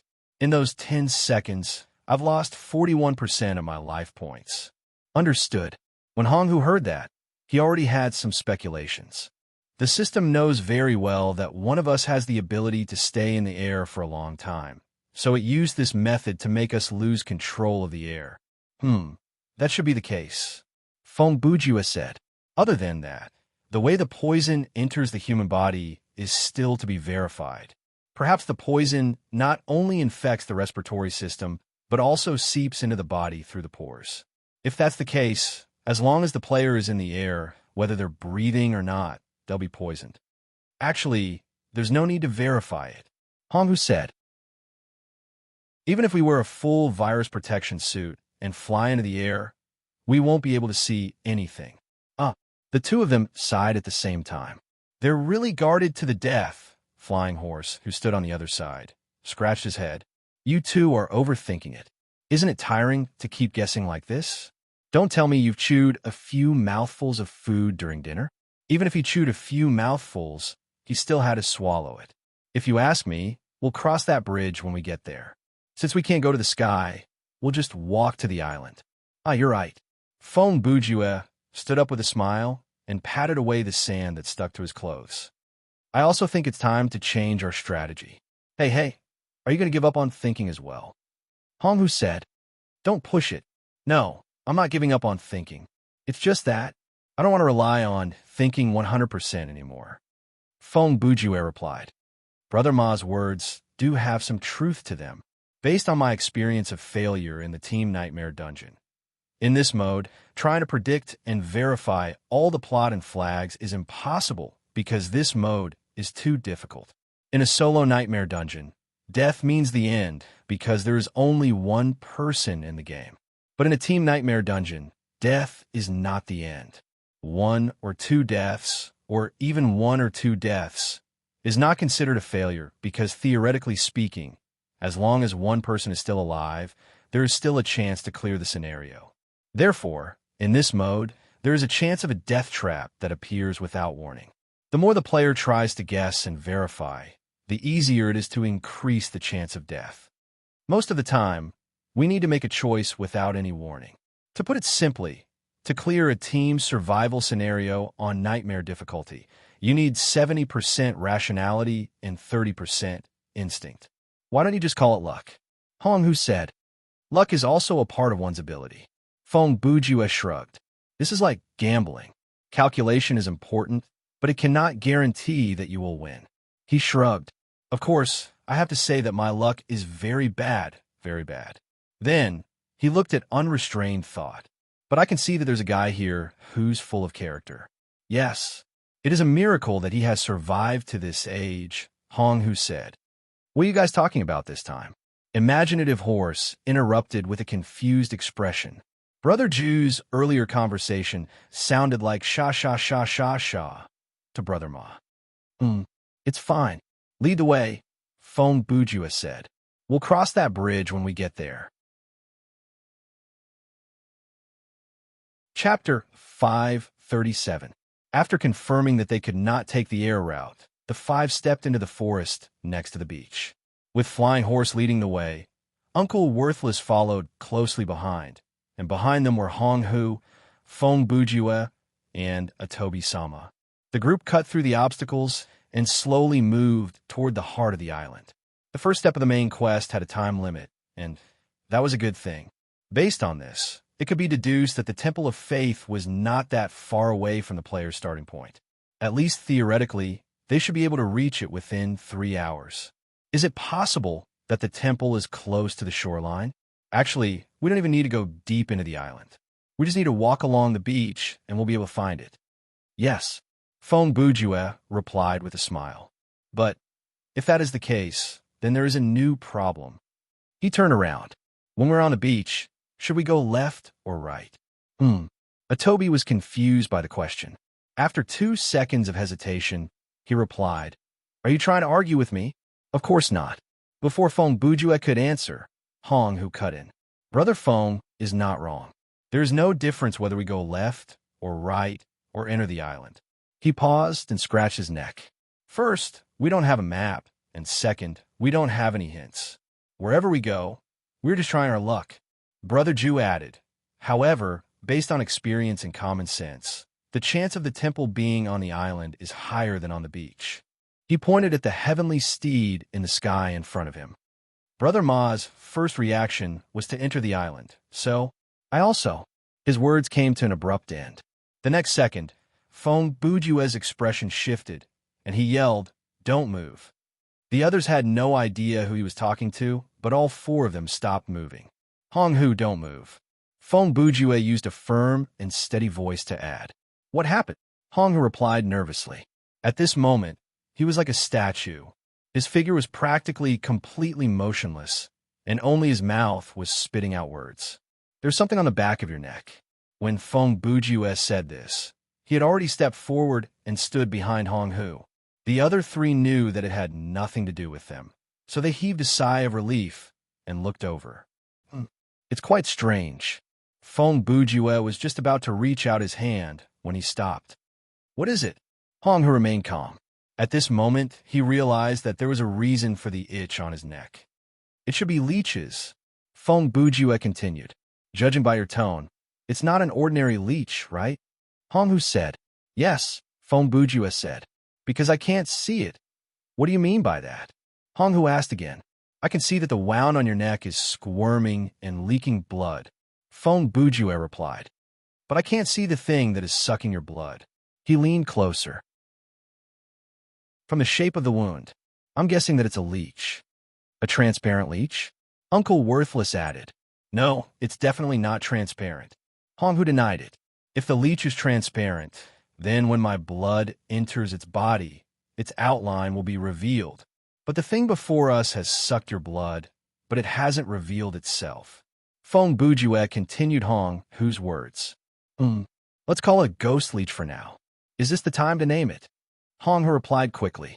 Obviously, Hong Hu was getting anxious. Humans were like that. When you didn't know something, you didn't feel anything special, but once you did, it was like a thorn in your back or a fishbone in your throat. Don't worry, I'll deal with it now. Feng Bujue said as he turned his head to sniff at the back of Hong Hu's neck. The smell is slightly fishy. It is indeed a leech. Hey, what are you doing? Are you planning to eat it like food? Atobi glanced at Brother Ju from the corner of his eyes. Honestly, if Feng Bujue really did eat the ghost leech, Atobi wouldn't have been that surprised. I'm just confirming it, Brother Ju said. What if it's something else? As he spoke, he took out the compound anti-gravity gun from his backpack. If it's a leech, it's not appropriate to forcefully peel it away. Its mandibles might break under the skin, and that might cause an infection. Buzz buzz. Following the sound of the gun being activated, the wound on Hong Hu's neck loosened, and then blood slid down his skin. This meant that the leech had been peeled away from his neck. If we use this kind of anti-gravity device, there won't be such a problem. Feng Bujue picked up the gun and glanced at Hong Hu's wound. Based on your wound, this leech is quite large. When it curls up, it looks like a lump, and when it spreads out, it's about 10 centimeters long. Phew, I was too careless. Hong Hu sighed in relief and quickly used his hands to stop the bleeding. I only felt the itch and didn't pay attention to the life points. He paused for 2 seconds. Thankfully, the loss isn't that big, only 7% in total. I wonder how long this thing has been haunting me. The problem hasn't been solved yet. Feng Bujue said with a strange expression. I've given it some thought. Since this leech can interact with us on a physical level, then calling it a ghost doesn't seem to be accurate. Are you still conflicted over the name? Atobi asked. That's not even important. He's not conflicted over the name. Hong Hu pushed on his glasses. He's conflicted over the nature of this creature. He thought about it for a few seconds and came up with a hypothesis. Could it be that it changes its color based on its surroundings? A chameleon? Imaginative horse, who had been listening for a long time, finally chimed in. It's much more powerful than a chameleon. Feng Bujue added. He raised his arm and aimed the gun at a nearby tree. The gun could be used for both levitation and illumination. Look, there should be a leech before my gun, but it's inside the beam of light, and the tree can't reflect its shadow. This means that it has either twisted the light around it or directly interfered with our vision. That's not that strange. Hong Hu added. The setting of this scenario is obviously the main universe of the game. In other words, it has a magical setting. Therefore, it's normal for there to be creatures that cannot be explained by common sense. Feng Bujue thought about it and asked, Uncle Worthless, can you see this leech? I can't see it, Uncle Worthless replied. You can't see it under the light, and you can't see it even with the sunglasses on. Feng Bujue said as he raised his eyes to look at Hong Hu. It won't show up when it's attached to a surface at 37 degrees Celsius, and it won't show up when it's at 15 degrees Celsius. Do any of you have a device or skill that can shoot out infrared rays? You sure have a lot of things to say. Even though Hong, who was grumbling, his hand reached into his backpack to take something out. Do you have to make this invisible thing show up before you stop? Isn't it just a leech? Now that we've taken it down, we can just toss it to the side. Wasting time on something like this might become a hidden danger in the future. After grumbling, he took out the item. Hong, who raised a metal object in the shape of a goose egg. He pressed the switch, and the object opened up to reveal a light screen. In an instant, everything in the surroundings was enveloped in infrared radiation. What the F***CK? In that second, other than Brother Jew, everyone's terror points shot up. Under the illumination of the infrared rays, the players finally saw the leech, and they also saw tens of thousands of its kind. At this moment, the players were surrounded by an ocean of invisible leeches.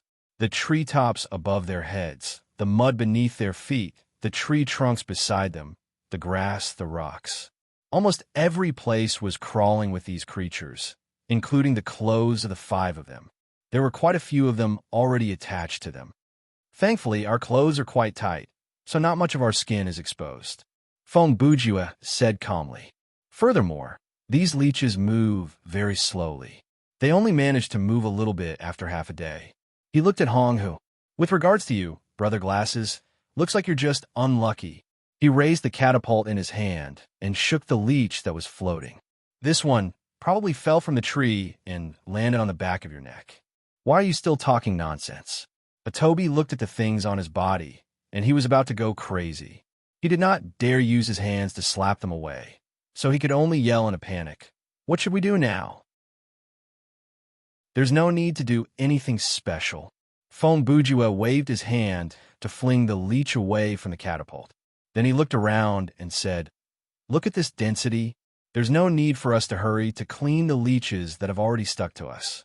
After all, they'll stick to us again after a few steps. He shrugged. Why don't we continue to move forward and clean up when we reach a place where there are no more leeches? Hey, what if it's the same in the forest before us? What if all the forests on this island are filled with these creatures? Atobi asked. Then we can consider how to turn these invisible leeches into emergency food.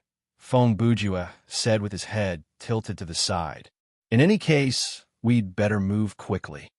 Flying Horse's face was drawn. I have trypophobia. Looks like even heroes have a phobia. Okay, let's continue moving, Feng Bujue said in a relaxed tone. Hong, who took a deep breath and shook his head. Brother Feng, there's one thing I have to admire about you. Your mental fortitude is truly unparalleled.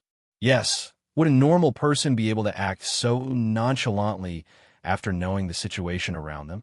Atobi replied. Feng Bujue laughed mockingly. If you're that afraid, why don't you sing a little song to distract yourself?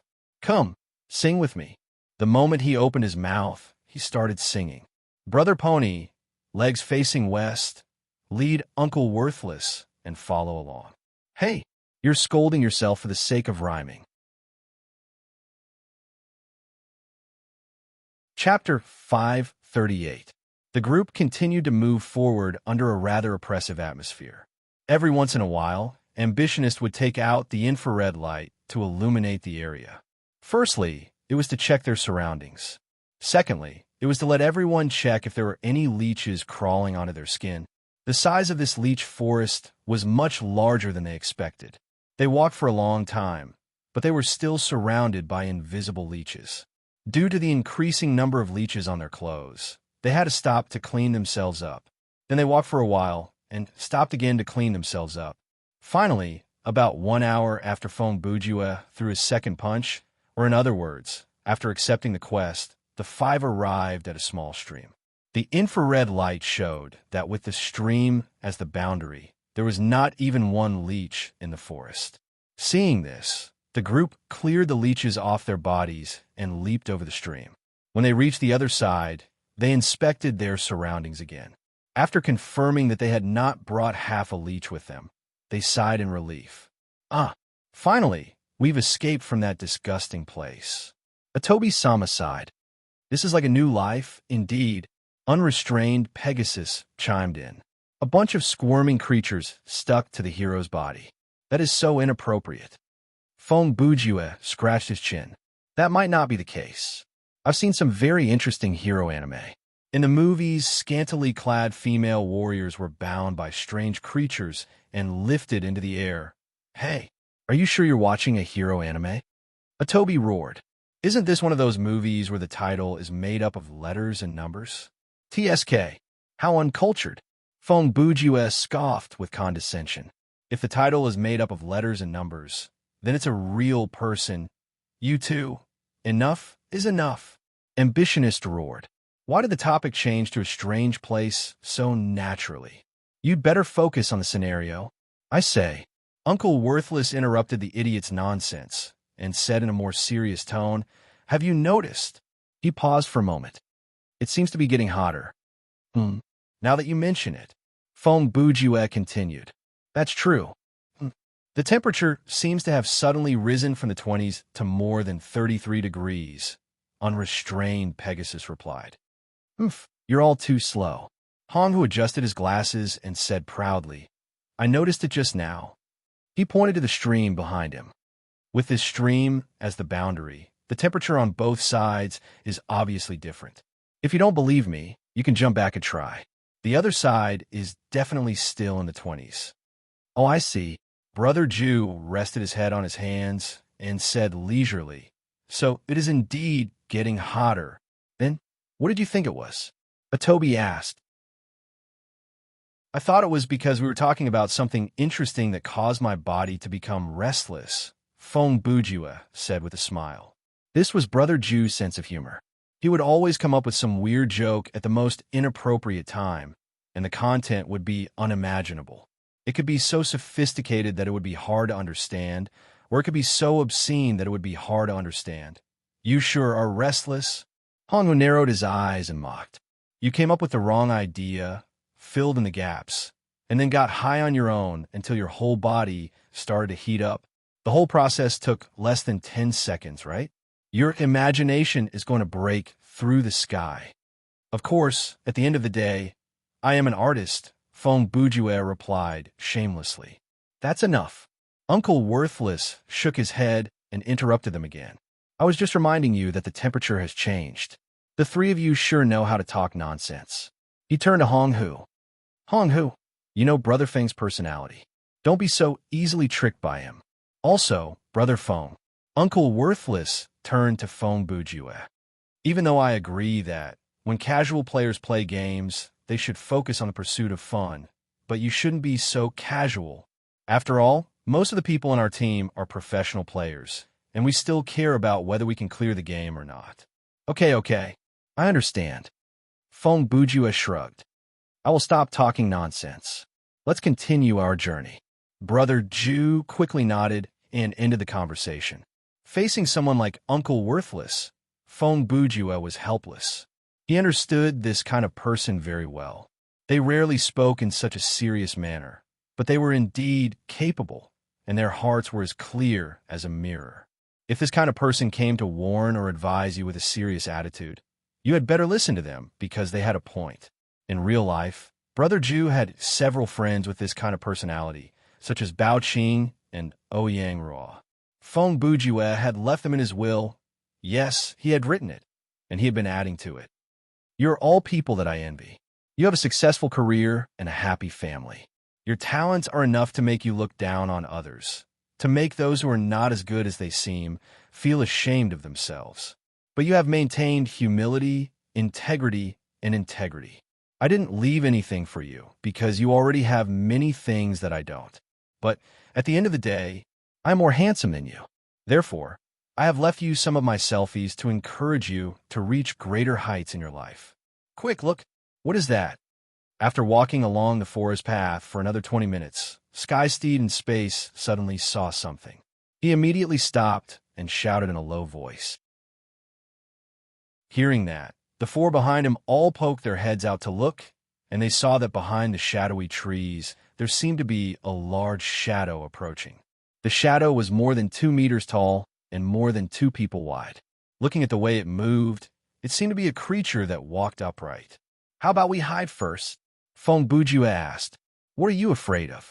Flying Horse turned back and said, As a hero, How can we hide? Well said. Feng Bujue patted Flying Horse's shoulder, then turned back to the other three and said, how about the four of us hide first? Okay. The three of them answered in unison. In the next second, other than Brother Ma, the other four shot out like arrows leaving the bowstring, quietly hiding. Hey, these guys are too much. Unconstrained, heavenly steed shouted in his heart. Buzz, buzz, as the shadow approached, its footsteps became more and more obvious. Sure enough, when you are alone, Flying Horse swallowed his saliva, looked ahead nervously, and said, super scary. At this moment, the black shadow also walked out of the forest and saw unrestrained Pegasus standing in the middle of the path. Huh, a human? Moonlight. Although it was a blood moon, the moonlight was white and bright, shone through the gaps in the canopy, illuminating the strange shadow. It was a humanoid creature with a flesh-colored face that looked like a baboon's. He was about 9 meters tall, and his body was very broad, comparable to that of a sumo wrestler. However, he was not fat but strong. This person wore a set of dark-colored clothes made of rough cloth and a pair of scaled leather boots. Earlier, the players mistakenly thought that he was more than 2 meters tall because he was carrying a big axe on his shoulder. The shadow of the axe overlapped with the shadow of the person, creating an illusion. Who are you? Quickly tell me your name. Brother Ma's expression turned serious as he spoke.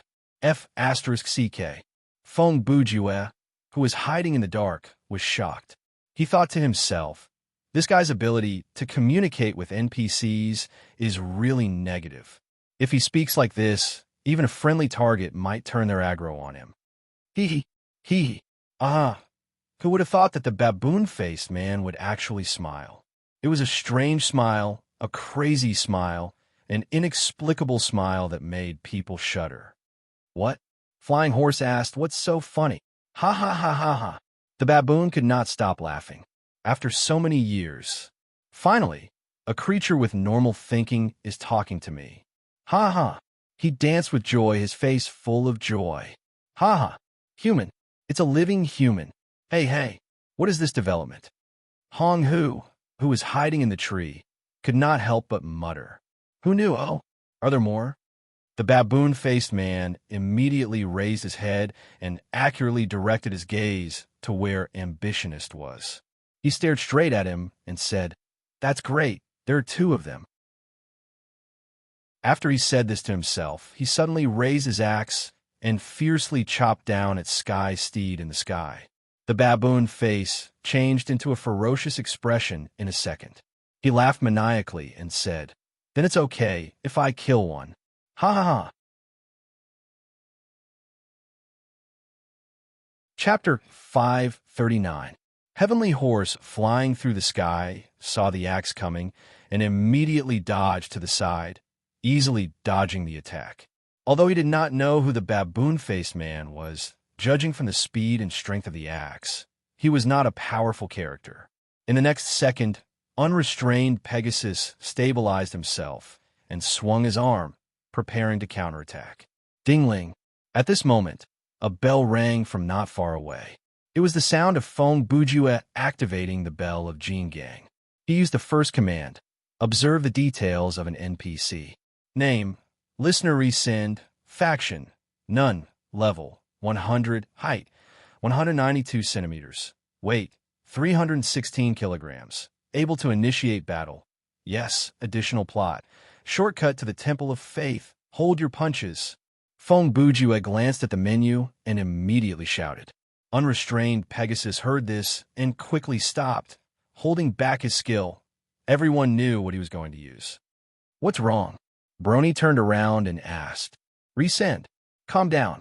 Feng Bujue shouted at the NPC. Let's talk. Resend pulled out the axe from the ground and held it horizontally in front of his chest. His baboon-like face was still twitching with a fake smile. Speak. Hee. Ha ha. I've said enough. I want to hear it. He roared, looking like he was going to chop someone up. What do you want to hear? Feng Bujue reacted fast and spoke fast. In less than half a second, he answered the man's question. Just as he finished speaking, Resend's movements paused for a moment. and his tone became calmer. Sins. As he spoke, his hysterical state seemed to change. The sins you've committed in the past. The evil deeds that go against morality and order. His voice was filled with a strange thirst. Tell me, the more the better. Oh? Feng Bujue's expression changed slightly, and a smile appeared on his face. Is this what you want? That's right. Tell me.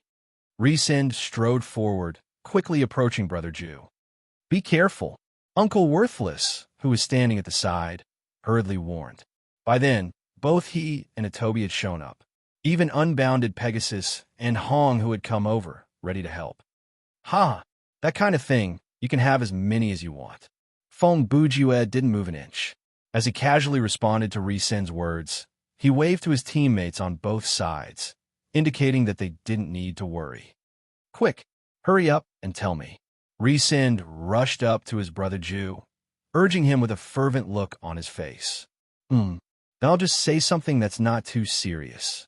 Feng Bujue put his hands in his pockets and said, When I was in the first grade of elementary school, I plotted against a delinquent. He was stuck in a manhole for more than 3 hours before he was rescued by the fire department. This is still not that serious? Ambitionist glasses were about to fall to the ground.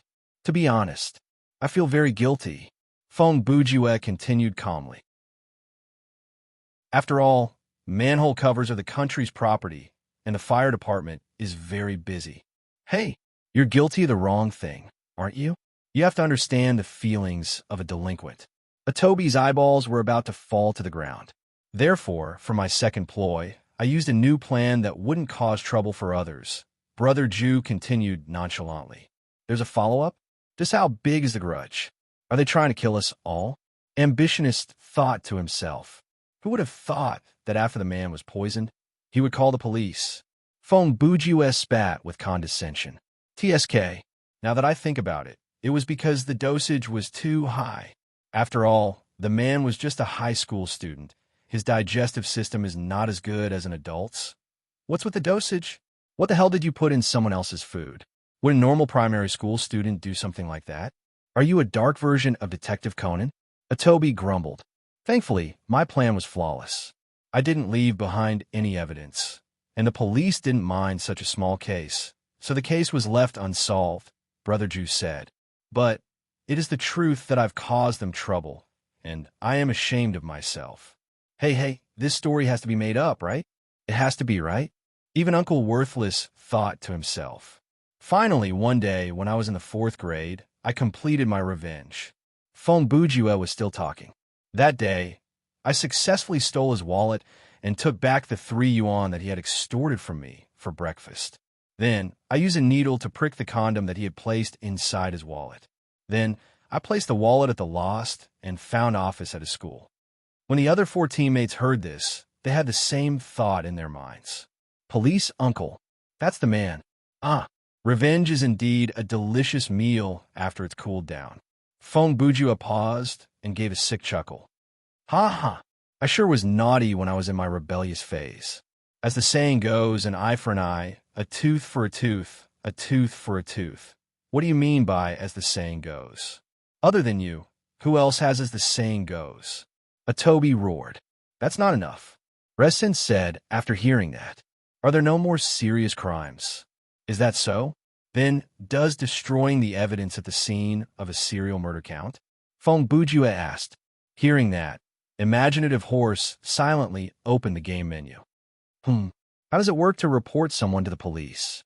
I want to hear about evil deeds. Real evil deeds. Resen yelled. Then, he looked around at the other players.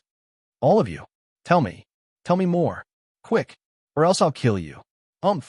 How can a hero commit evil deeds? Brony tilted his head and looked at the sky.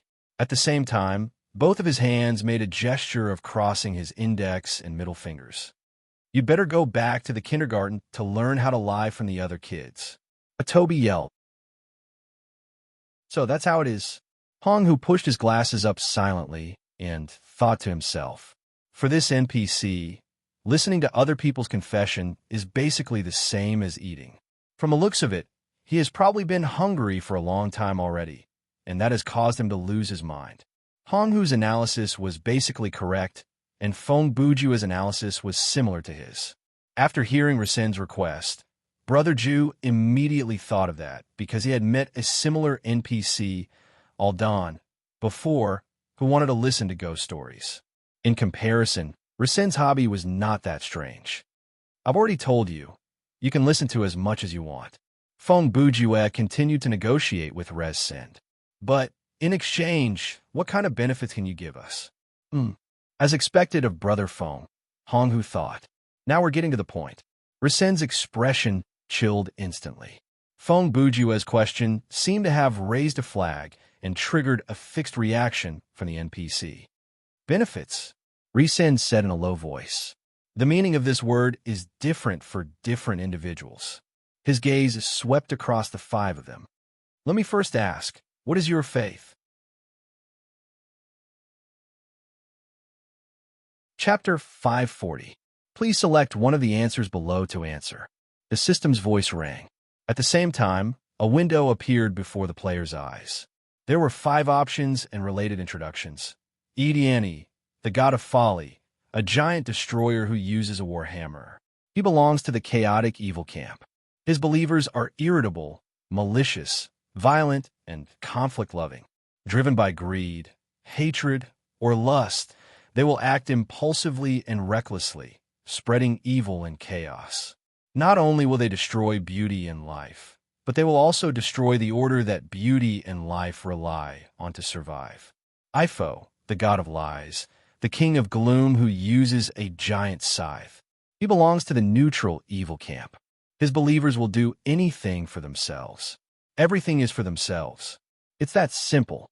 They will never shed tears for those who die by their hands, whether for wealth, pleasure, or just for convenience. They do not like discipline, nor do they abide by laws, traditions, or any noble beliefs. Their horror lies in their complete evil. They have no sense of honor or distinction. This is true evil. Walker, the god of wandering, a master of disguise who uses a thin sword. He belongs to the chaotic neutral camp. His believers are complete individualists. They avoid authority, hate restrictions, and challenge tradition. They are not irrational, but they do not have a clear stance. They like to do as they please. This is true chaos. Westin, the god of wisdom, the master of the secret arts who uses a scepter. He belongs to the neutral good camp. His believers are willing to do what a good person should do to the best of their ability. They are willing to help others and work for those in power, but they do not believe that they are controlled. They do not have to worry about orders and will not be biased. This is true kindness. Turius, the god of truth, the divine king who uses a giant sword. He belongs to the lawful good camp. His believers are disciplined and will not hesitate to stand up against evil. They only tell the truth, keep their promises, and help those in need. They will speak out against injustice. They have a sense of honor and compassion. The so-called choice of faith is actually a choice of camp. Feng Bujua looked at the menu in front of him and thought to himself, this is clearly the main universe where the 4 pillar gods are, and now there are 5 miscellaneous Wu gods. Which side is the real god level? At this moment, Resend wasn't like the NPCs in the game who would just stand there and wait for the players to make their choice. After waiting for about 10 seconds, he impatiently urged, hurry up and say it. Humans, I don't have time to dawdle. Do you still want your reward? I believe in Ifer. Feng Bujue replied immediately. At the same time, he winked at Hong Hu, who was not far away. The latter understood and said, I believe in Wisten. On the other side, Uncle Worthless had also seen through their plan. He quickly added, I believe in Walker. The 3 of them were following Brother Ju's train of thought, and that was, each of them would choose a different answer. Currently, no one knew what these different faiths meant. Perhaps one of the faiths would bring them benefits, while the other would bring them disaster. That was not certain. Choosing separately was more logical. At least it would prevent them from being wiped out. As a hero, of course, I will choose Tullius. Brother Ma said, even though he didn't understand the intention of his teammates, he still chose based on his own will. Of course, this was not a coincidence. Feng Bujue, Hong Hu, and Uncle Worthless had predicted that Sky would choose the lawful good camp, so they avoided that option. Finally, it was Atobi's "Oh, I get it now." Atobi looked at his teammates and grumbled softly. Everyone has chosen different options to explore the consequences of the 5 different faiths, right? As he spoke, he glanced at the pop-up window in the game menu.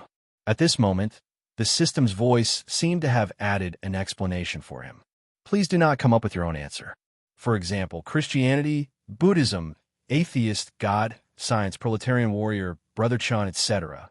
Similar answers will cause extreme consequences. Sigh. Atobi sighed and raised his head to look at Resend. I believe in Idian. At this point, the 5 of them had all given their answers. Resend continued. All right, as long as you can give me enough crimes to digest, I will repay you according to your beliefs. So that's how it is. Different faiths represent different rewards. Huh? Feng Bujue said. Side quest triggered, the system announced. A new quest appeared in the player's quest tab.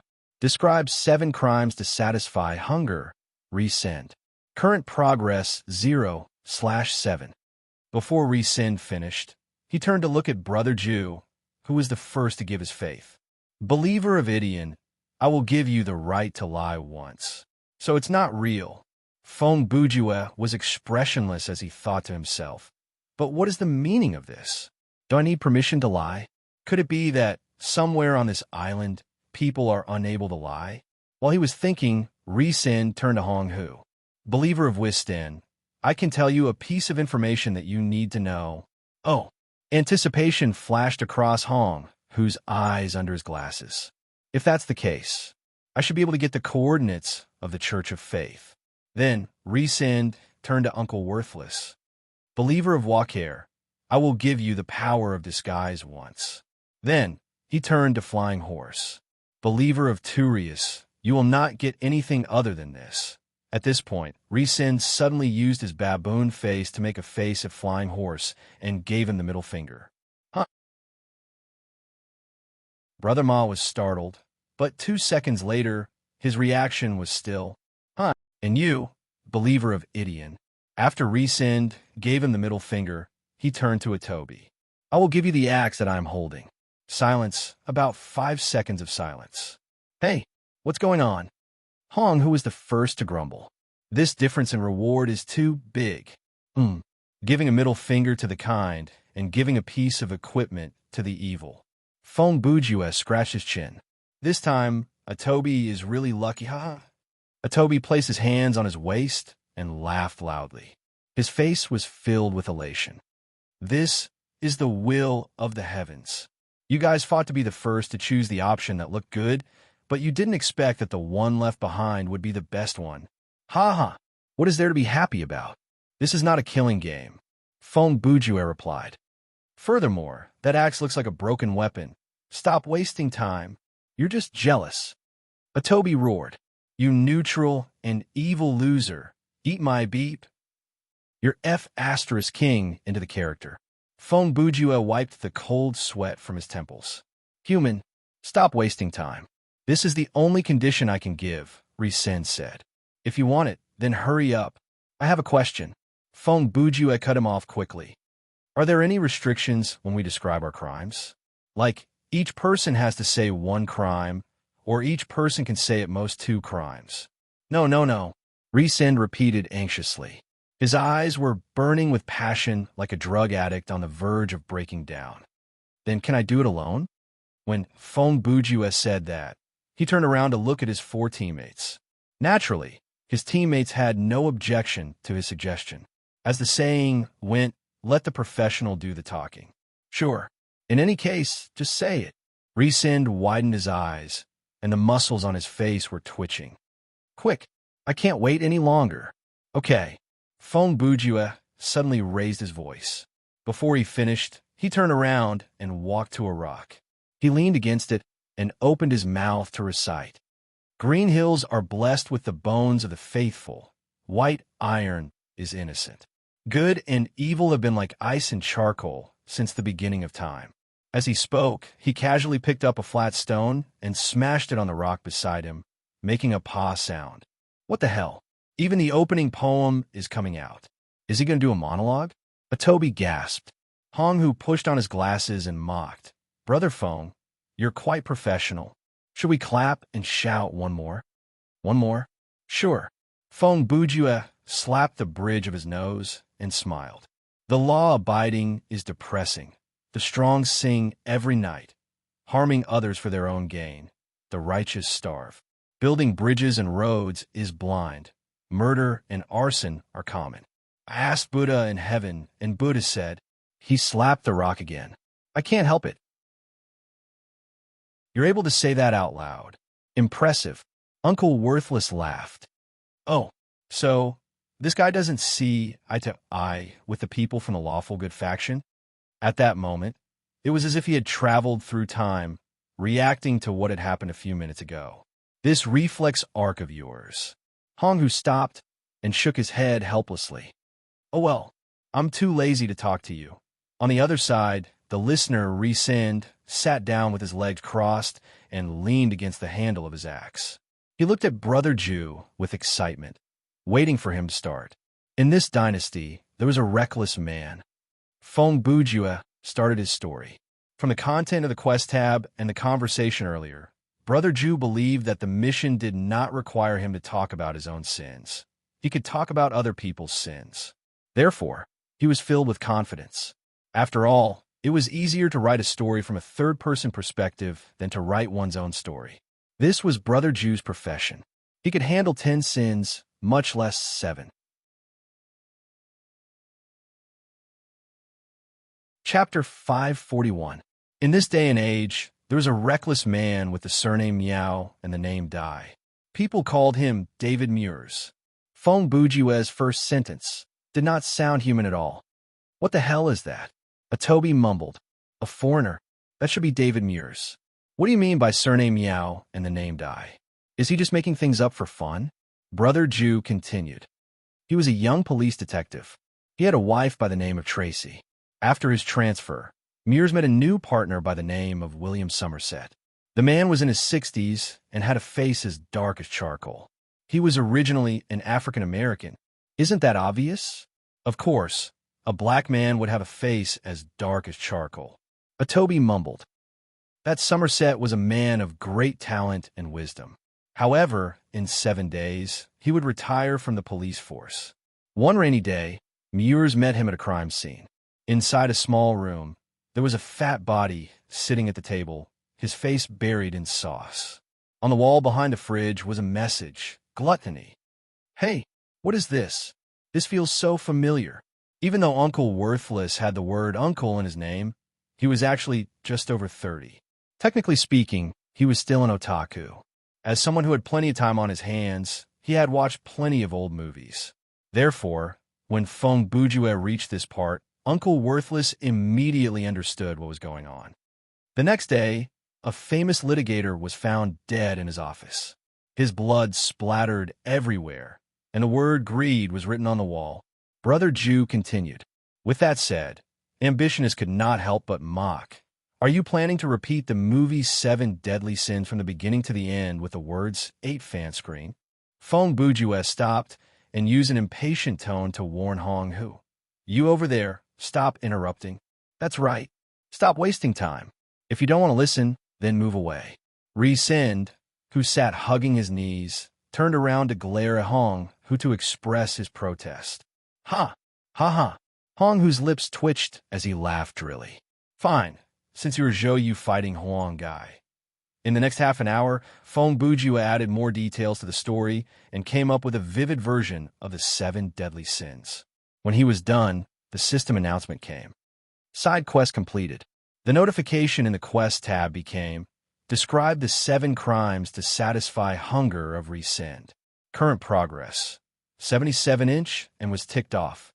At that moment, Imaginative and Rescind were sitting in the same position as primary school students, looking at Brother Ju with interest. As the story came to an abrupt end, the two of them looked like they hadn't had enough yet. At that moment, Ambitionist was leaning against a large tree nearby. He said in a rather surprised tone, I heard it all. Actually, he wanted to investigate nearby. But for some reason, he had been attracted by Brother Ju's voice, and he had listened to the whole thing until the end. Even though this is not a story made up on the spot, to be able to tell it to this extent is indeed admirable.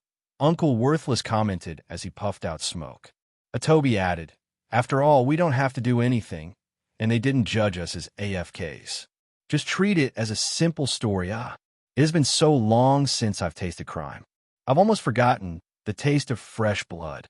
Soon, Risen stood up and gave a long sigh. "This story should be enough for me to survive for another 80 to 80 years. I can see that. Your life is quite destitute," Fong Bujua said with narrowed eyes. "Of course," Risen added. "What kind of entertainment can a prisoner have in prison?" Fong Bujua caught something in the man's words and added, "Oh, are you also a prisoner?" He paused. "Then let me ask you, do you know someone by the name of Samon Tier?" "I have no obligation to answer you, human." Risen looked at Brother Ju. "On Devil's Maw Island, everything is a trade." He stood up, and his voice turned cold. "I will keep my promise." He then extended his hand to pass his axe to Toby. "You'd better not cross the line." A sharp glint flashed across his eyes. "Lest I change my mind." "Since you've said that," Fong Bujua mumbled. The next second, he turned to look at Hong Hu. Hong Hu also quickly gave his brother Ju a look. At that moment, both of them knew that the additional reward from Faith and Wistin was their last chance to get information from Resend. This NPC would not give them any more useful information. F*CK. So, this axe cannot be taken out of the scenario. Toby picked up the 1-meter-long axe and read the item description. Item name: Trash Talker Tree Spirit Must Die. Item type: Weapon quality: Excellent. Offense points. Element: None. Special effect: Deals fixed damage to the Tree of Ridicule, and it can only deal basic damage of a normal axe to other targets. Equip requirement: Choose Idiont as your religion. Cannot be traded after pickup. Can be taken out of the scenario. No remark. This axe is the work of the legendary dwarf blacksmith, or must die.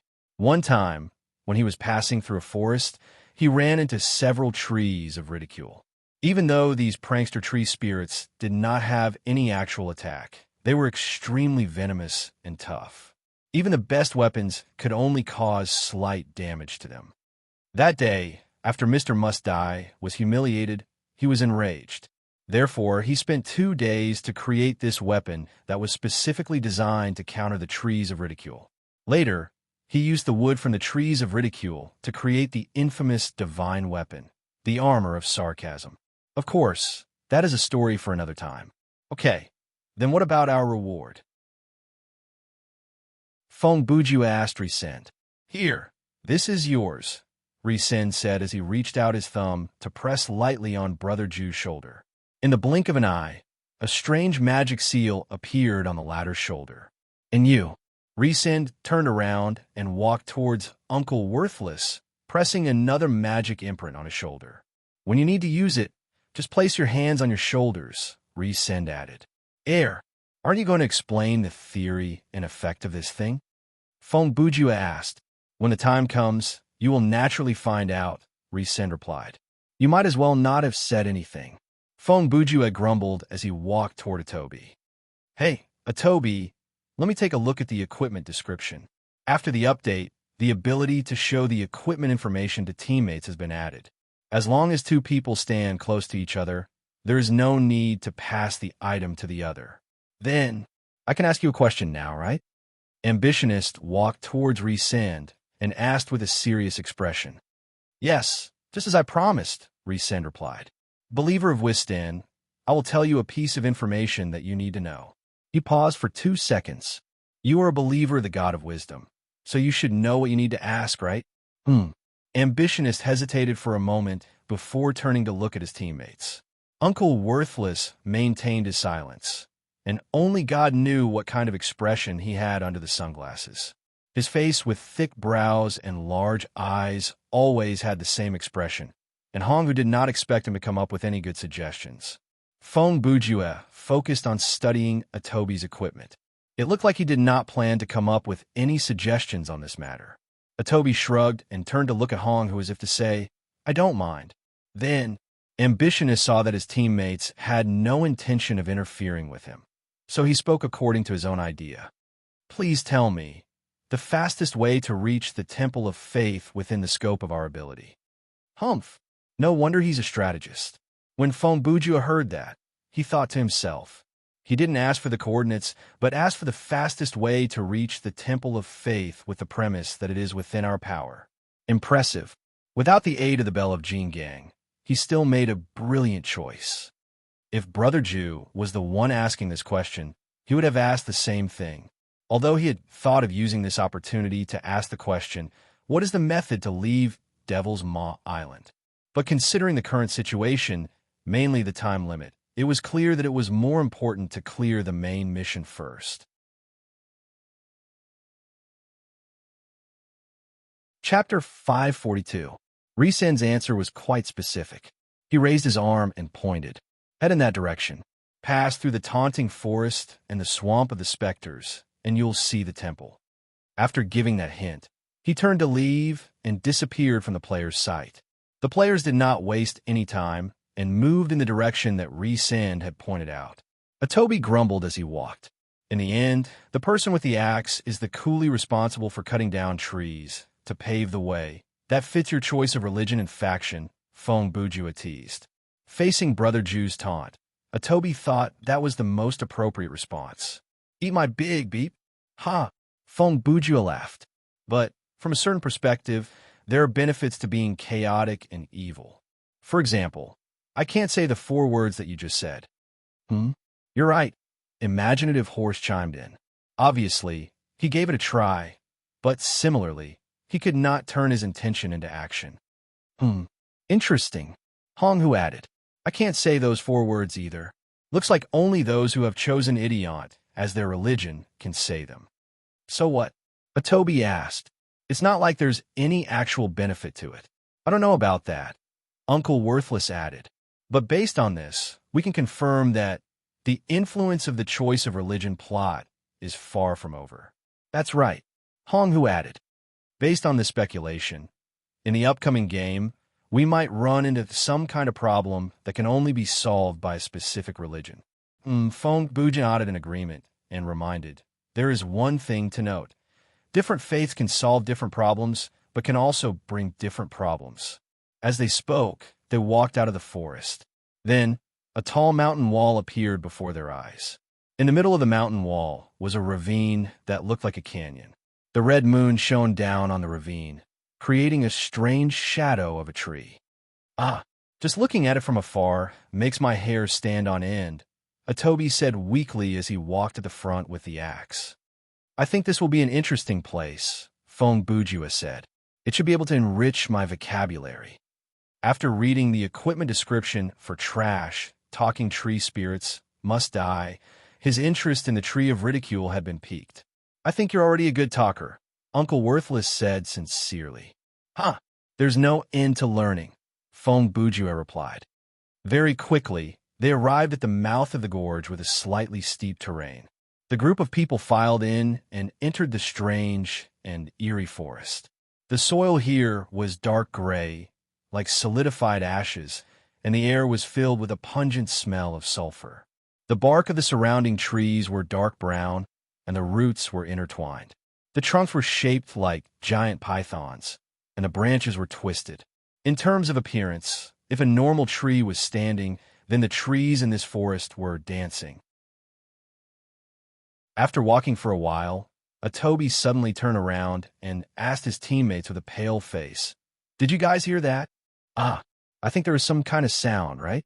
Feng Bujua's calm attitude and annoyance reassured his teammates. It's probably some kind of scare. There's no real meaning to it, so don't mind it. Is that so? Flying Horse, who followed behind them, was also covered in cold sweat. Hearing what his brother Ju said, he calmed down slightly.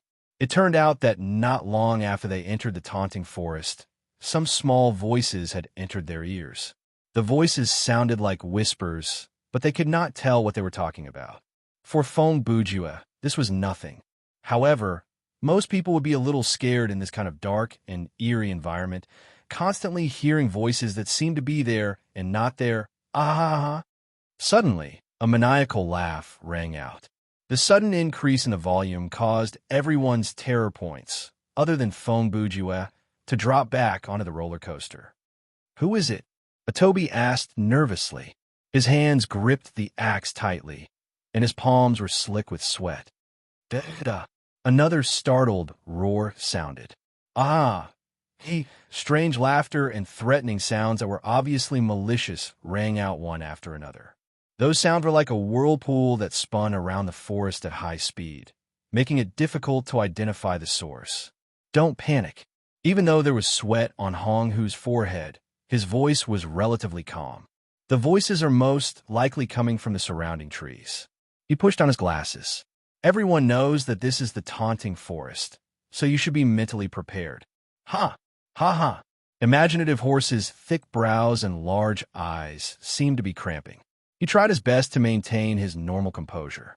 Of course, why would a hero be afraid of something so insignificant? Before Brony's voice died away, another voice suddenly shouted from somewhere, "Bomb!" Imaginative Horse's scalp went numb from fear. He screamed and turned around to assume the stance of a meteor punch. Who is it? Come out and fight me if you dare. Ha! You're angry from fear. Huh? What a piece of trash. Following this insult, the taunting trees appeared, and there was more than one of them. At that moment, all the trees around the players mutated. A human face protruded from the bark of each tree. The texture of the trees flowed like liquid and gathered on the faces of these fellows, turning into patterns that resembled hair and beard. Quick, look, a group of humans has arrived. I bet we can cook them like celery. That's right, third-rate explorers, first-rate side dishes, huh? Hey, that sissy over there, have you considered gender reassignment surgery? The blind man in the nightgown, go find a stick. Little brother who calls himself a hero, don't worry, I won't attack your character. Because you have no character? Ha ha. For eyes. Frog. For eyes. Frog. For eyes. After the taunting trees appeared, they began to insult the players. They also improvised according to the various characteristics of the players. There was no repetition in their lines. Hey, you. Yes, it's you. One of the trees shouted at Fong Bujue. You seem to think you're very powerful, don't you? I can see it from your eyes, you self-righteous brat. Let me tell you what you are really like. You dress like a crazy parrot. Looks like you don't have good taste.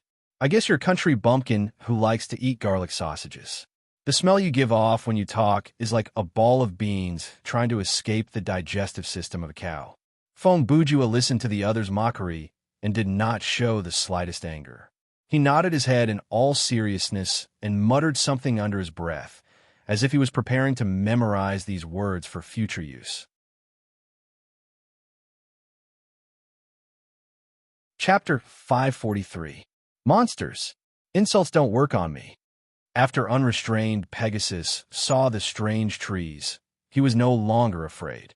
He yelled, "Take this." Pegasus Meteor Punch. Before he finished speaking, hundreds of silver-white fist lights shot forward like numerous meteors, hitting the trees. But it was useless. Ha ha ha! The trees of ridicule that were hit by the meteor punch started to laugh. They were not only unharmed, they even mocked unrestrained Pegasus's attack. Your punch is just like my little sister. Ha! Damn it. Brony's anger was ignited, and he raised his fists to attack again. Save your energy. Fong Bujue walked to his side and used a calm tone to advise him. He reached out to press on his shoulder. They are not afraid of your attack. In fact, they are baiting you into attacking. So, these trees are masochists? Atobi added. If that is a joke, then it is not a joke, Hong Hu said. But if it is a deduction, then it is too unreliable. Fong Bujue added. Obviously, these trees are trying to delay our journey. He looked around. They keep spouting trash talk to provoke us, to bait us into attacking. His gaze returned to unrestrained Pegasus. And your attack will only waste your energy and time. You will not get anything in return. Oh, Brony nodded. You have a point. He relaxed. I understand. I have to ignore these monsters and stay calm. That's the spirit. Fong Bujue turned to Atobi. continue to clear the path. Hearing that, Atobi turned to move forward. While the players were conversing, the insults from the trees of ridicule were still echoing. Now that the five had resumed their journey, the insults from the trees intensified. However, they had decided to ignore them and try their best not to mind the content of those insults. They picked up their pace and moved forward with their heads lowered. They soon reached the heart of the mocking forest. The trees there were thicker and denser. The vines were like tentacles that blocked the player's path. At that moment, Atobi's trash talker tree spirit, must die, could finally be put into use. Do you know what you're doing? Bastard.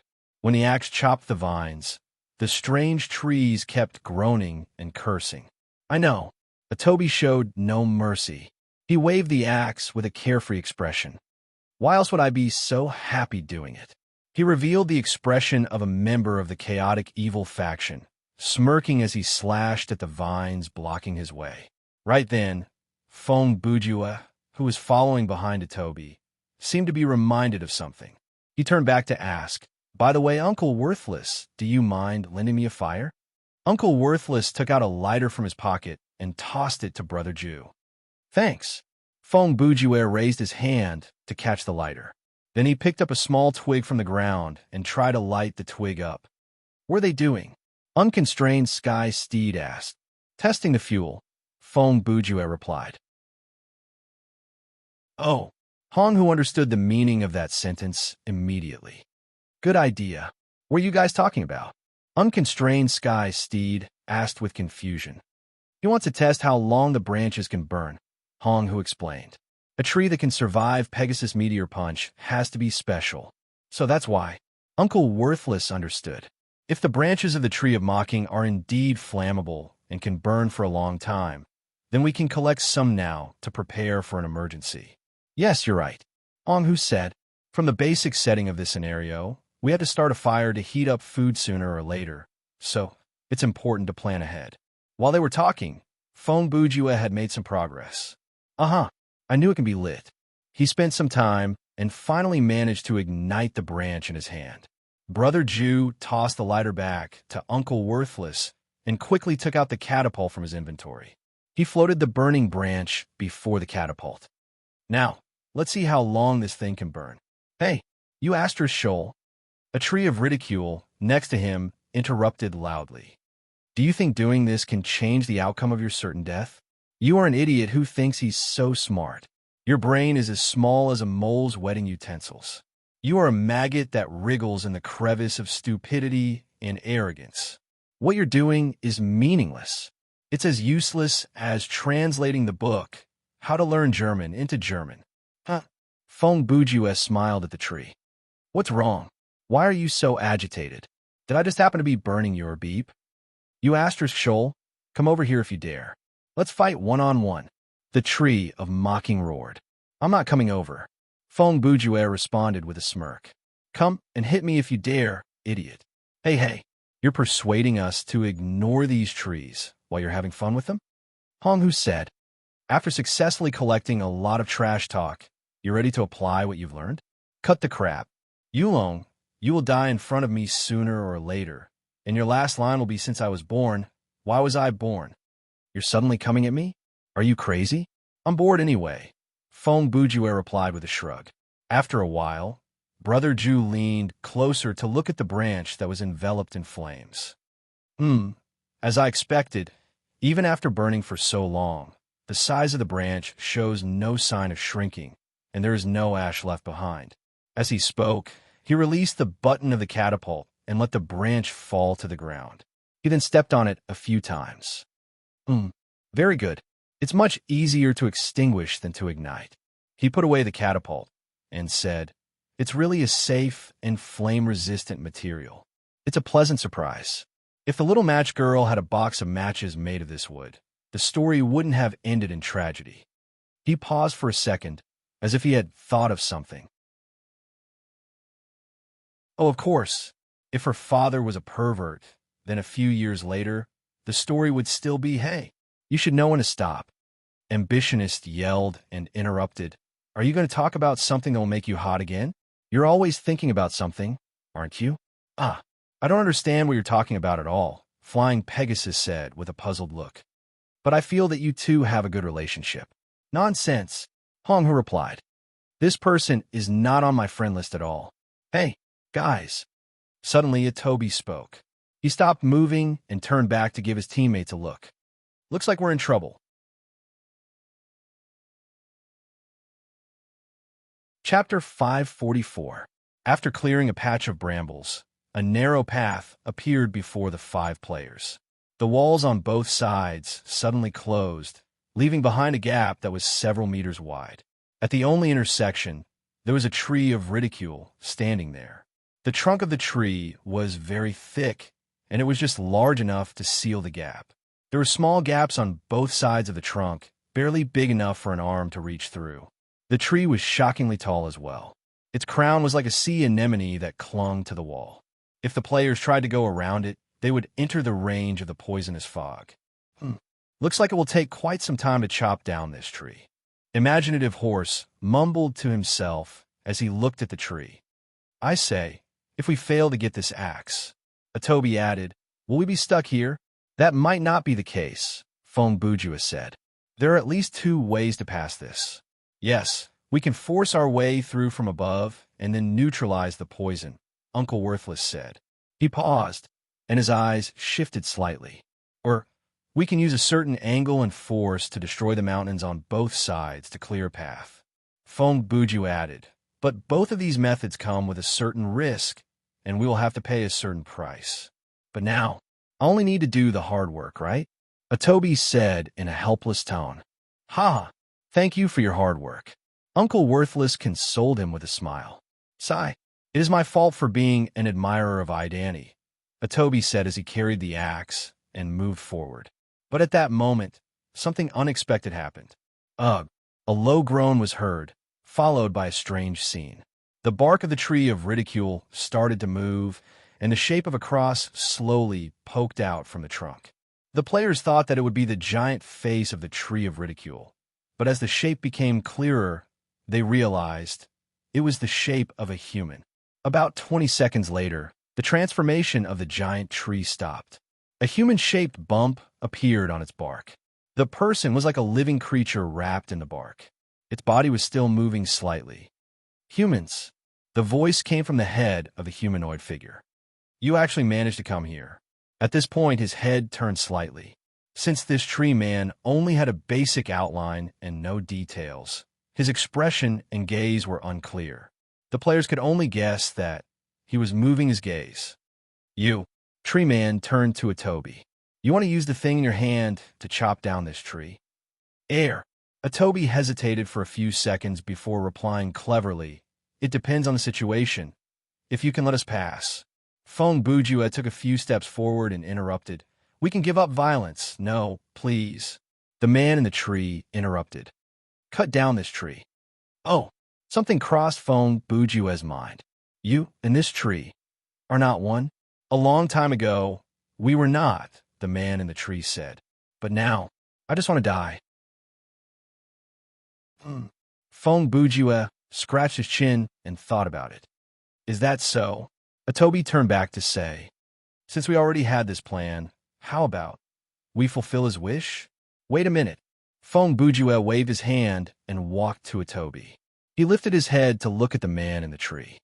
Do you mind if I ask? How did you end up like this? Is that important? The man in the tree asked. I'm just curious. Feng Bujua appeared very relaxed, like the 3-hour time limit did not exist at all. Without waiting for the man to reply, he added, is it the doing of a god, or a psychopathic murderer, or a group of Sadducees? Hearing that, Imaginative Horse whispered to Hong Hu and Uncle Worthless beside him, what is he talking about? Hong Hu replied, he is purposely coming up with a few unreliable hypotheses to lure the man into revealing the truth.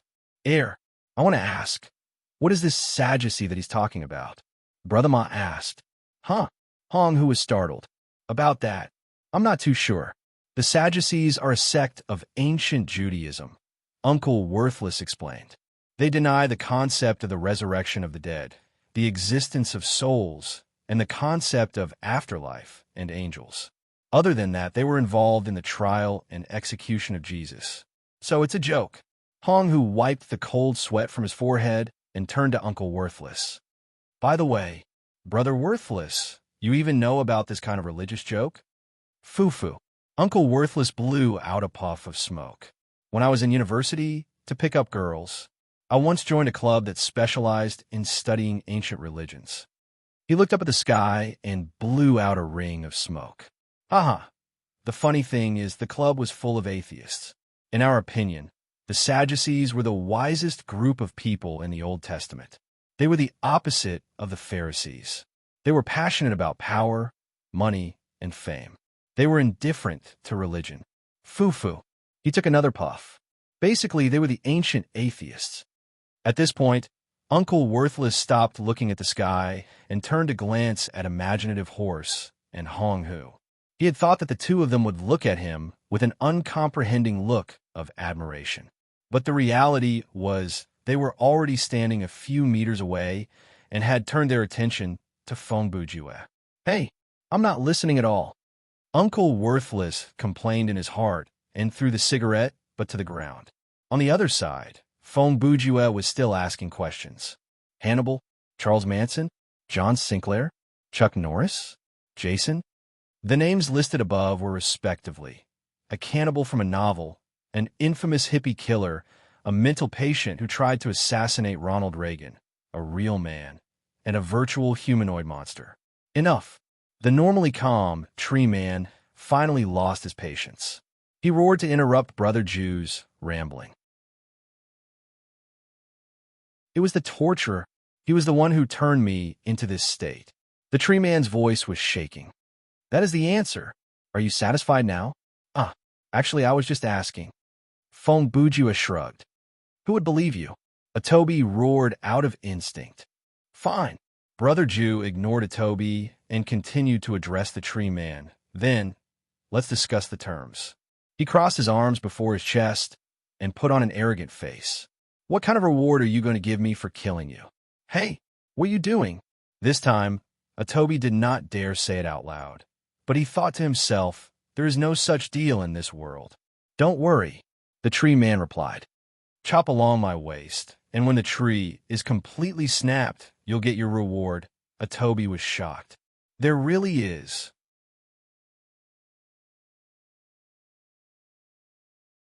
Chapter 545. That was the sound of the axe hitting the tree, the sound of the axe hitting my body. Although it was a bit slow, it was working. That was enough. When I was still a human, I would never have thought that one day I would crazily desire death. But now, death was the only thing I wanted a long time ago. I was a person who was very attached to life because I had everything. My family was very rich and very powerful. When I was very young, I understood that I didn't need to work, I didn't need to give. As long as I asked, my request would be met. I spent my youth in public school. I think that my family wanted me to experience the life of a commoner. I was very grateful that I had this experience. It allowed me to see many things clearly. It could even be said that it changed my life. During that time, I often heard the parents of some of my classmates say to their children, "Don't lose at the starting line." Thinking about it many years later, it was one of the saddest words I have ever heard. If life is really a race, then the person who crosses the finish line first will just die faster. But the truth is, there is no starting line at all because it is not running. Only they are running. People like me who were born to sit on the back of Pegasus. I don't need to run, and it is impossible for them to catch up. Later, I gradually understood that the starting line they talked about had nothing to do with me. They wanted their children to be ahead of the other runners. But even on this point, I can't agree. Aside from family background, talent is also a factor that can't be forced. Intelligence, appearance, talent, there are also innate advantages that mediocre people can't catch up with in their lifetime. Their only capital is diligence. But they don't recognize this. They squander their time and energy immersed in self-satisfied fantasies and meaningless cheap pleasure, wasting away their youth. They are pitiful, but they don't deserve sympathy. When I was young, I left this environment and went to a place where people of my status should go. I saw another world, a hypocritical, cruel, and disgusting world. The people there had a similar background as me. They were rich, bad-tempered, and self-centered. They made me miss my days in public school. At least there, I could still make real friends. As the years went by, I grew up in the best environment my family could provide. In the midst of hemp and hemp, I straightened myself without help. I finally succeeded in my studies and embarked on an official career. I gradually adapted to dealing with all kinds of people. I also learned to be unscrupulous, to cut the weeds and eliminate the roots. Finally, at the age of 43, I became the Prime Minister of the kingdom. I am the youngest Prime Minister in the history of the kingdom. I am powerful enough to overturn the court, have a large number of henchmen, and am extremely wealthy. Men look forward to my life, and women look forward to entering my life. I have everything. And the next thing I would think of would naturally be how to preserve everything for as long as possible.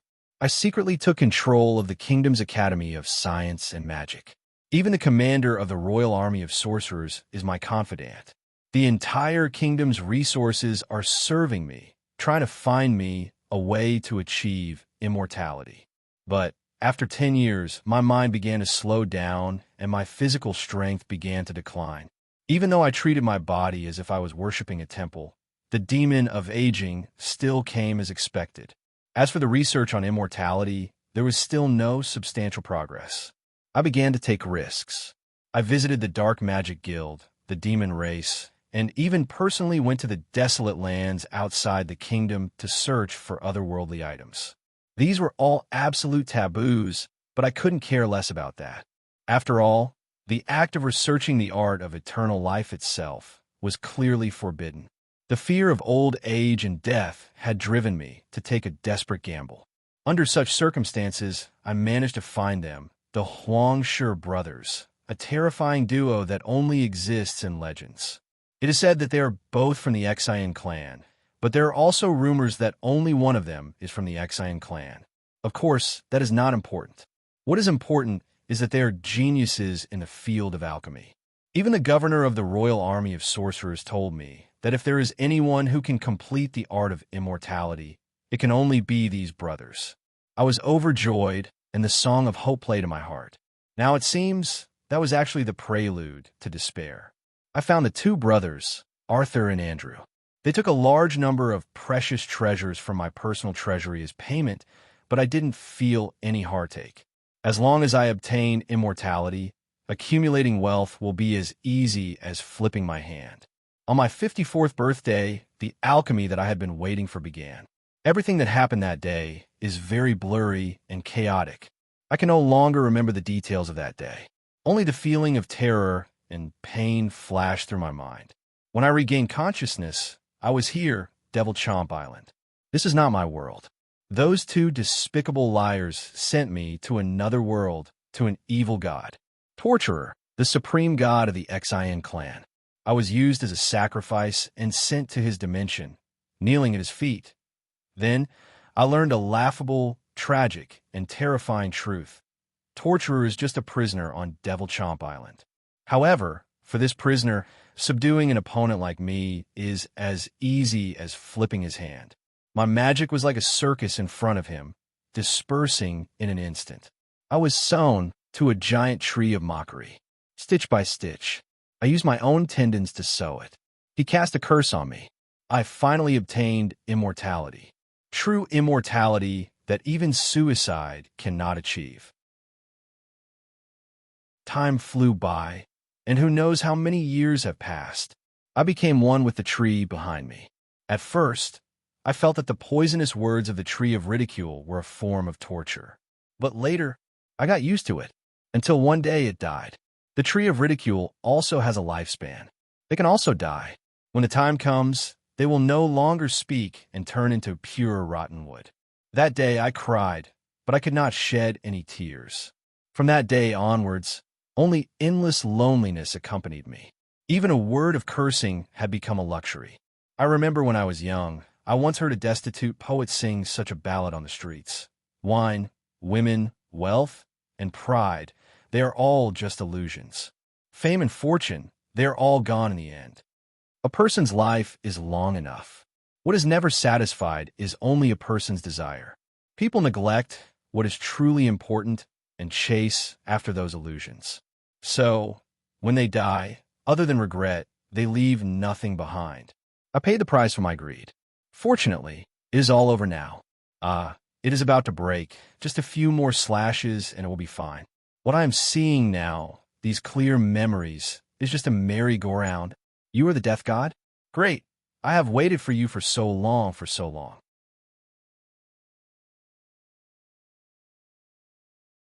Chapter 546. The tree is falling. Atobi yelled at the top of his lungs. At the same time, he leaped several meters into the air and kicked heavily on the tree trunk. This ensured that the tree would fall toward the other side of the canyon and not fall on the players on this side.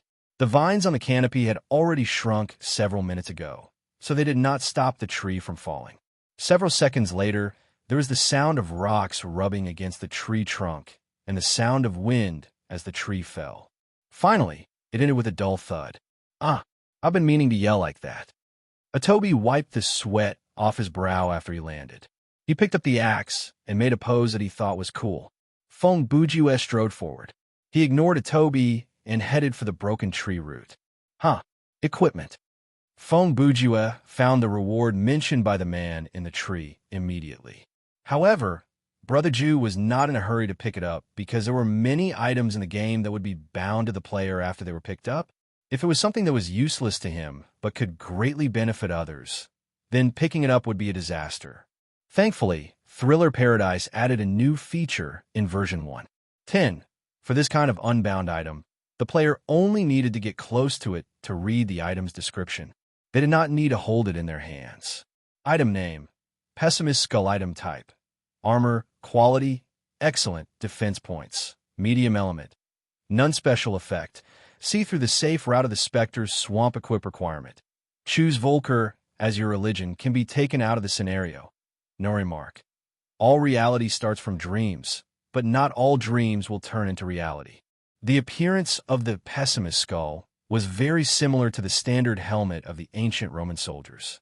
At this time, this equipment was embedded horizontally in the chopped tree root. The man in the trees cut along my waist was a clear hint. If the player cut too high or too low, they might miss this item. This is prepared for the believers of Volker. After reading the description, Fong Bujue pulled the helmet out from the trunk and turned to Uncle Worthless. I think we'll need it soon. Uncle Worthless took a few steps forward and took the helmet. After observing it for a few seconds, he said, "Sure enough, no matter which faith you choose, it will have a certain effect at some point in time." This shows that our strategy in choosing our faith was correct. Honghu replied, "Come to think of it, if none of us had chosen Wistin, we wouldn't have known about the existence of this shortcut. And if no one had chosen Idani, we wouldn't have been able to cut down the tree and find this equipment. Actually, the choice back then was only to lower the difficulty of clearing the stage." Fong Bujue poured a bucket of cold water over their enthusiasm. From the looks of it, ignoring the benefits brought by the various faiths, there is still a way to force our way through. He paused before continuing. If we don't know about the shortcut, we'll find it ourselves or take the longer route. If no one can use an axe to cut down the tree, then we'll take the risk and use more antidotes. He pointed ahead. That was probably the case at the Ghost Swamp later. Without this pessimist skull, we would have faced great difficulty, but it would not have been an insurmountable problem. Brother Ju's words filled in the blind spot of his teammates' thinking. After some thought, they understood these faiths did play a big role, but they were not necessary to clear the scenario. To put it bluntly, the choice of faith was a slight adjustment to the difficulty of the scenario that followed. Teams that were more curious or considered the problem more thoroughly might choose more faiths and benefit from it. Teams that were more conservative or had a simple strategy might choose one or two faiths, causing the difficulty of the game to increase. In any case, everything was built on the basis of choice. Earlier, recent scenario had many variables, and the key was the choice of Wistin, the god of wisdom. There were 3 possible scenarios. First, no player would choose Wistin as their religion. If that happened, before Risen left, he would point out the general location of the Church of Faith to the players, but he would not reveal the shortcut. Second, Brother Jew's team was experiencing. Someone would choose Wistin and ask a question related to the main mission. Given this choice, Risen would tell him the shortcut and then leave. The third type was when someone chose Wistin but asked a question that had nothing to do with the main quest. This was basically the death option. If the player did so, Risen would immediately leave without saying a word about the Church of Faith. Of course, these three scenarios were just one of the many variables. There were also many other plot changes, such as failing to complete the side quest, initiating a battle, speaking nonsense when choosing a religion, and so on. Most of them were death flags, so I won't go into them one by one. After chopping down a tree, the five quickly passed through the gap and continued to move forward. Behind the gap, they were still within the range of the taunting forest. Therefore, after walking for about 100 meters, they were surrounded by a wave of curses. However, the players had gotten used to it already and treated it as the wind. Atobi continued to act as the vanguard, clearing the path ahead. After moving forward for a while, he suddenly said, "This forest is getting thinner and thinner. This means that we're getting closer to the edge of the forest," Fong Bujua said. As the two spoke, Atobi chopped down a wall of vines that blocked their way. Instantly, a heavy stench hit them in the face. "What the F***? CK. Atobi cursed. He raised his arm to cover his nose and mouth as he staggered backward. At the beginning, the four thought that Atobi had run because he had seen some danger. But in less than 2 seconds, they also smelled the stench that came with the wind. What's going on?" Flying Horse placed his palms together, covered his nose, and asked in a muffled voice, "You can't fart in this game. We can first rule out the possibility that the smell came from our teammates." Hong Hu used his sleeve to cover his nose. "Your analysis is as good as not saying anything." Uncle Worthless' reaction was similar to the former, also using his sleeve to cover his face. It should be the smell of feces." Fong Bujua stood at the front and used his glove to cover his nose. F***CK. I inhaled a large mouthful of it without any preparation. Atobi had retreated to the back. He sat down on the ground, and his face was dark. "It feels like I've lost something important." Sighed, or was the only one left. "It's just the smell of feces," Fong Bujue replied in a relaxed tone. "Is there a need to act like you've lost your mind?" "I say, Brother Fong, why are you so sure that it's feces?" Uncle Worthless asked this question with a weird tone because he already had a bad speculation in his heart. "Oh, it's like this. When I was in high school, my science research project was the smell," Fong Bujue replied. "Has your teacher lost his mind?" Hong Hu blurted out. Then he was reminded of something and added, "You're the one who's driving him crazy, aren't you?" The assignment given by my teacher was free research. In other words, I was allowed to choose my research project. Fong Bujua said, "I hesitated for a long time between complete crime and the smell. Considering the fact that the former might cause misunderstanding, I chose the latter. If you're afraid of misunderstanding, then do something normal people would do. Plant some random flowers and write an observation diary. That's all there is to it." Hong Hu roared. "By the way, is complete crime also considered science? In any case, according to the human's tolerance toward the smell, I came up with a classification." Fong Bujue ignored the criticism and started his explanation with interest. "The lightest is acceptable, like stinky tofu and garlic. Then there's normal disgust, like fart, body odor, smelly socks, moldy food, and so on. The more serious ones are extreme disgust, like dead bodies and feces." He paused for 2 seconds to catch his breath. "Finally, there's unbearable stench. Substances at this level are the nemesis of humans' sense of smell. In fact, they can cause physical harm to us, like hydrogen selenide, ethane thiol, and skunk. And the smell in front of us."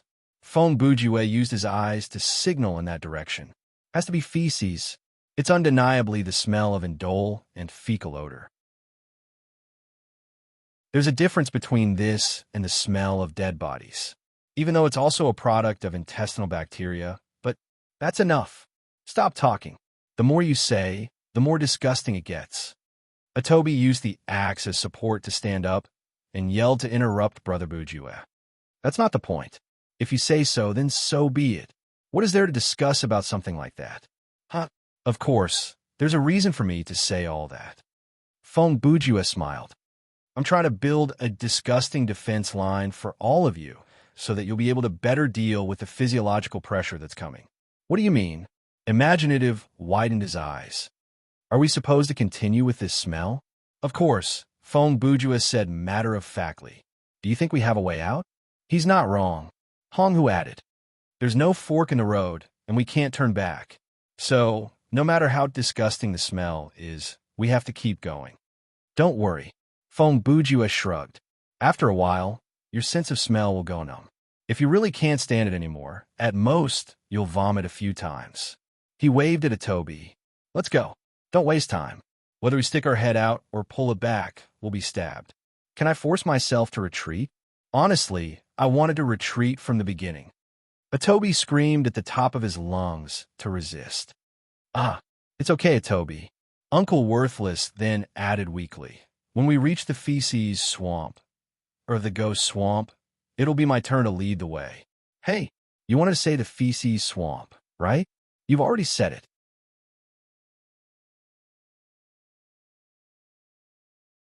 Chapter 547. The Swamp of the Spectre, a place filled with a horrible stench. The moonlight shone down on the land, making the place look even clearer. Instead of calling it a swamp, it was more accurate to call it a giant cesspool. The swamp was filled with a dark brown, sticky substance. The substance kept wriggling and rising to the surface, giving off a suffocating stench. On the surface of the swamp, there were many small paths made of mud and rock. The paths were like blood vessels, intertwining with each other. There was no pattern to it, but it was the path that the players had to take to pass through this place. After the 5 players exited the taunting forest, they arrived at the edge of the swamp. By then, Uncle Worthless had already put on the pessimist's skull. He walked to the front of the group and stood with his hand over his nose. After observing his nose, he removed the helmet to take a look before putting it back on. He said in a low voice, "When you wear this, a translucent green light path will appear before your eyes. Then, if we follow this light path that only walkers believers can see, we should be able to pass through this swamp safely," Honghu said. At that moment, Atobi finally reached his limit and vomited, but there was nothing in his stomach, only a puddle of liquid. Hey, are you okay? Honghu tilted his head to look at him. Atobi gasped for air, and with 2 more coughs, he licked away the gastric juices that stuck to his lips before replying. Even after vomiting, it doesn't seem to be getting any better. I still feel so disgusted. I advise you to get used to it as soon as possible. Feng Bujue's chilling voice rang out. In a while, you'll have to walk on a mud path on the surface of the swamp, and then the stench in the air will thicken. He scoffed. Humph. If you can't even stand something like this, then you'll be in danger. What danger? Flying Pegasus, who stood next to Brother Ju, asked nervously. Isn't that obvious? Feng Bujue turned his head around and pointed at the swamp before them. If one is affected by the stench, it will cause one's concentration to drop and one's mind and body to become sluggish. Then, what if your foot slipped while you were walking? Atobi's expression shifted, and he roared angrily, "Don't say something so scary." When Steed Soaring Sky heard this, his face turned ashen. He muttered, "Damn it. As a hero, I cannot die in a place like this. Indeed, it's unimaginable." Even Uncle Worthless muttered with a sullen face. Honghu added, "And in that kind of situation, I'm afraid no one will lend a helping hand, because it's very likely that they'll be dragged down together." Looks like you guys have already recognized the dangers of this shit swamp. Feng Bujue sneered. That's right. What we're about to face now is one of the most terrifying forms of death in the world, drowning in feces. This kind of term that can't be found in the dictionary has just been uttered by you. Toby shouted. Before this place was called the Ghost Swamp, right? Even if it's full of shit, it's still called Ghost Swamp. One wrong step. Fong Bujue ignored the mockery and continued, and you'll fall into the abyss. When he said that, his expression was serious. If you accidentally fall down, don't expect anyone to come and save you. In any case, I won't reach out to help. That's such a heartless line, Uncle Worthless added. But I have to admit that I'm thinking the same thing. Even if we crawl out of the swamp on our own, I believe we'll be abandoned by our teammates. Fong Bujue added. Don't worry about that. If I fall, I'll force myself to retreat. Brother Ma replied firmly. Hong Hu pushed the glasses up his nose. That's my plan as well. I won't fall down. Cold sweat slid down Uncle Worthless' temples. If I'm unlucky enough to slip, I'll force myself to retreat before I touch the feces. TSK. I already wanted to force myself to retreat 2 hours ago. Atobi pulled a long face and narrowed his eyes. All right. Fong Bujua heard what Atobi said, and he seemed to be reminded of something. He turned around and threw out both of his fists at an empty spot. Hey, this is the 3rd time you've done this, right? Hong Hu noticed something and said, If I'm not mistaken, you'll do this every hour. He paused, and his eyes shifted. You said it was an exercise, but in reality, you're leveling up a skill, right? Fine. You've seen through me. Fong Bujue replied expressionlessly. That's right. This skill is the legendary ultimate skill, the Dragon Claw hand, to catch the beep. Humph. Even if you kneel down and beg me, I won't teach you. Who's going to believe you? Hong Hu roared. How can there be such a dirty skill in this game? Even if there is, who else will learn it other than you?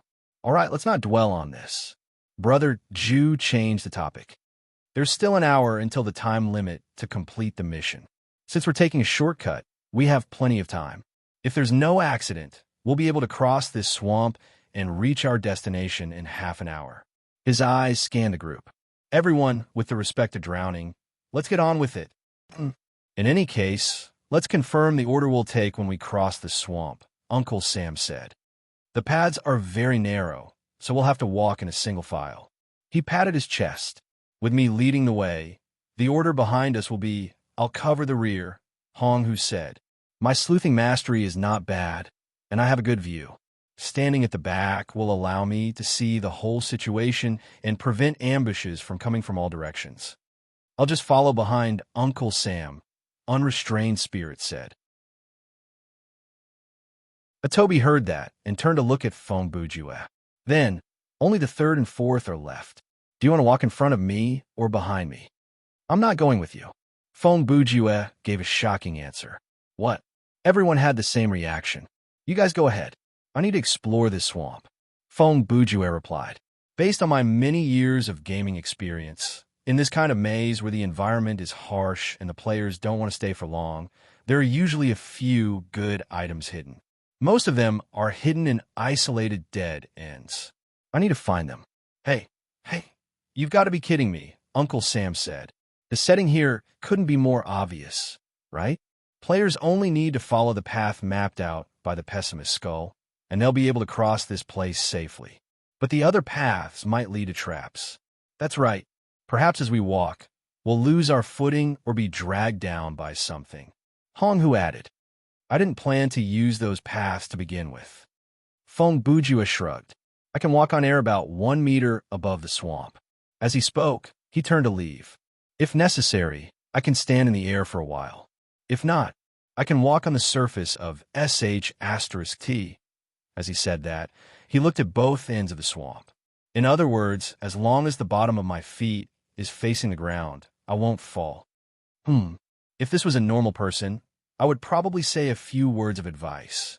Ambitionist thought about it for a few seconds before replying, but since it's you, since you reap what you sow, I won't hold you back.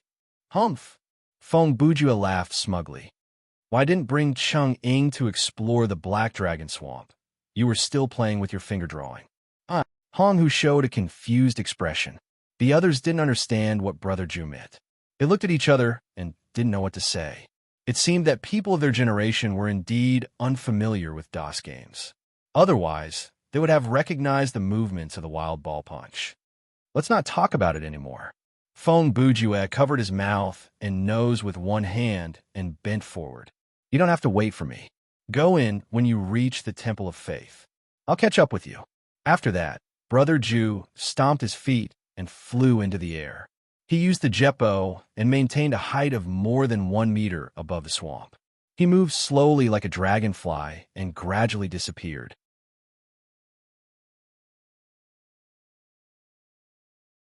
Chapter 548. After leaping for some distance, Feng Bujue turned back to look. Even though they were not that far away, his teammates were already a blur. Obviously, the clouds of stench in the air did not just stink. They also had the effect of reducing one's visibility. The visibility sure is low, Brother Ju said to himself. Then he looked around. I should try to memorize the location first. After all, he had played Thriller Paradise for 2 months. Even a complete newbie would have gained some gaming experience, much less Feng Bujue. Now, Brother Ju had invented a unique map memorization method. The method was to split up the memory. Using a relatively large area as the boundary, he found a relatively empty spot to stand still, looked around, and memorized a few details. This way, he basically used the whole area as a puzzle and placed it in his mind. After repeating this several times, he would be able to construct many pieces of the puzzle in his mind. Then, through the relationship between the pieces, he would be able to slowly recall the complete map. For example, this swamp terrain might be difficult for others to remember, but for him, it was easy to recognize. Of course, there were only 2 types of maps that Feng Bujue could not remember. The first type was the identical space that was constantly repeating and had barriers between them, for example, doors. The second type was the random, chaotic space that had no obvious pattern and could not be turned back normally, for example. The same door would lead to another place if it was opened a second time. To make a long story short, Feng Bujue used his method of memorizing and moving further and further away from this dangerous place filled with feces. About 10 minutes later, something strange happened. Groans came one after another. It sounded like they were both male and female, and there were some strange, animal-like wails mixed in. To not cause any misunderstanding, I have to clarify that the groans here are not the kind that makes one want to move, but the kind that is very scary. It did appear, Feng Bujue mumbled. He used the special effect of Void Walk to stop in midair and look down. Arms covered in stains poked out of the dung swamp below. The muddy hands were like claws, and their knuckles were twisted. They kept reaching up and grabbing like they were looking for a lifeline. The despairing wails came out from the bottom of the swamp with bubbles. It was like a curse that kept pouring into the player's ears. It made one's hair stand on end. But Feng Bujue would not feel chills down his spine. He continued to calmly analyze the situation before him. Since an event has been triggered, it means that there is something ahead. He cautiously kept his feet out of the range of the arms, and his eyes moved slowly. There are no more forks in this path. There's only one path that leads down. He looked down the muddy path. And this path does not lead to the main mission. He was sure of that because the direction that Uncle Worthless and the rest had taken was obviously the opposite of this path. This means that I'm already very close. What could it be? Actually, there were only 3 possibilities that he could run into. 1, a reward item. 2, a gateway to a new area. And 3, a death trap. Of course, Feng Bujue knew that as well. He had come for the first possibility. Without being able to verify the result, the 1/3 risk was worth the risk. Furthermore, he had insurance. Brother Ju cleverly took out the Bell of Jean Gang from his inventory and activated its 3rd special effect, a 5-minute death warning. Theoretically speaking, with his current ability, even if he ran into a very powerful monster, he should be able to escape unscathed. But Brother Ju was just that cautious. For any plan, as long as the conditions allowed, he would leave a way out or make sure that he was as safe as he could. This kind of decisiveness at the most crucial moment was the difference between a pro and a normal player. For normal players, A choice that did not matter much was decisive in the eyes of experienced and sensitive players. If it ended up being a game over just to save one or two skills or items, then the loss would outweigh the gain. Ding-ling, ding-ling, ding-ling. The sound of the bell rang, but it was not urgent. Sounds like it's fine, Feng Buju muttered. This frequency. He looked down at the arms. Should be targeting these guys. He continued to move forward, but his speed had obviously slowed down. A soul that drowned in feces must have a deep grudge. If they catch us, we'll probably die instantly. He was right. In this place, as long as the players were caught by the arms, they would definitely be dragged down. No matter how strong they were, it would not matter. The strong could only struggle for a little while longer, but this kind of struggle would only make them feel more despair. After walking for a while, there was only one stretch of the mudstone path. The air in front of them was getting murkier and hotter. Even the moonlight in the sky was getting hazy. This haze was not due to the change in the color of the sky, but it was a unique effect of the scene. In the setting, the lighting in this area was relatively dark. Oh, is that it? Feng Bujue's tone was as warm as water, and his face was as calm as an ancient well. When he said this, he had already reached the end of the mudstone path. There was a round mudstone with a radius of about 5 meters. The arms that reached out from the swamp obviously could not reach the middle of the mudstone. However, Feng Bujue did not stand on it. He chose to stop in midair and focus on the only thing in the middle of the mudstone, an electric razor. Yes, it was an electric shaver. With Feng Bujue's vision in-game, he could see its appearance clearly. The thing was placed flat in the middle of the mudstone, and there were no footprints around it. No matter how he looked at it, this scene was inexplicable. This inconspicuous, everyday item was incongruous with the environment and setting of the scenario. This incongruity was like finding the carcass of a penguin in the desert or finding a pair of boxers in a fridge. However, this was thriller paradise. Anything was possible.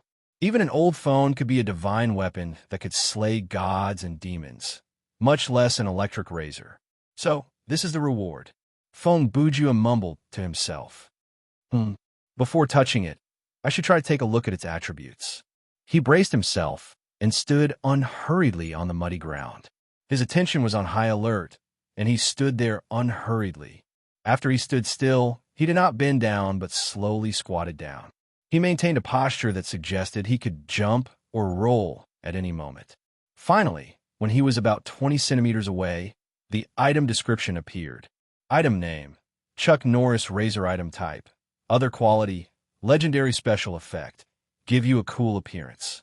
Can be taken out of the scenario. Yes remark. One of the items from the CN series. It records one of the 100 well-known facts about Chuck Norris. It will be bound to you after you pick it up. There is actually no chin behind Chuck Norris' beard. There is only another fist there. Feng Bujue was confused. What is this? What do you mean by give you a cool appearance? He could only complain about the item description. The CN series means the Chuck Norris series, right? Could it be that there are 100 similar items in this game? Even though Brother Ju had his suspicions, the legendary status was irresistible. Furthermore, this was something that could be taken out of the scenario, so there was no reason for him to not pick it up. Therefore, Feng Bujue made a decision that he would soon regret. He picked up the item. He did not know that once he picked it up, he would trigger a very scary plot. The hidden boss battle at Devil's Maw Island. Indeed, the spot that Feng Bujue was standing at was the spawn point of the hidden boss. Brother Ju only realized after the fact that this place was actually a very hidden and difficult to reach location. In a place like the Ghost Swamp, where staying 1 second longer would make one feel uncomfortable, it was hard to imagine that someone would purposely take this kind of path. Even if someone did accidentally wander this way, they would be stopped by the arms that reached out from the swamp. This was because, under normal circumstances, the players would walk on the muddy path. To avoid the pulling of the arms and walk on the ground to reach this place, one would have to be extremely skilled. However, Feng Bujue had managed to reach this place easily with his legendary boots. The advantage of his equipment allowed him to be in a relatively safe position, and that was why the bell of Jin Gang had not rung. In any case, be it coincidence or fate, this was how it happened. Boom, boom, boom. A very heavy sound was heard. It sounded like the sound of cement being mixed. Feng Bujue had just placed the razor in his inventory when he heard the sound. After only half a second of hesitation, he turned around and leaped back several feet, floating 3 meters in the air. His gaze was like a bolt of lightning, sweeping across the surroundings like a gust of wind. Soon, Brother Ju located the source of the sound. In front of the circular muddy ground, there was a whirlpool in the swamp that did not have any path. Boom, boom, boom. Boom, boom, boom. The sound became more and more urgent, and the whirlpool spun faster and faster. Suddenly, a giant hand reached out from the center of the whirlpool, creating waves of feces that filled the sky. At that moment, Feng Bujue used Jeppo and leaped backward, barely evading the rain of filth that fell from the sky. At the same time, another sound came from behind him. Ring, ring, ring, ring, ring, ring. The bell of Jin Gang was a hand-cranked bell, but it was vibrating at a high frequency like an electric bell.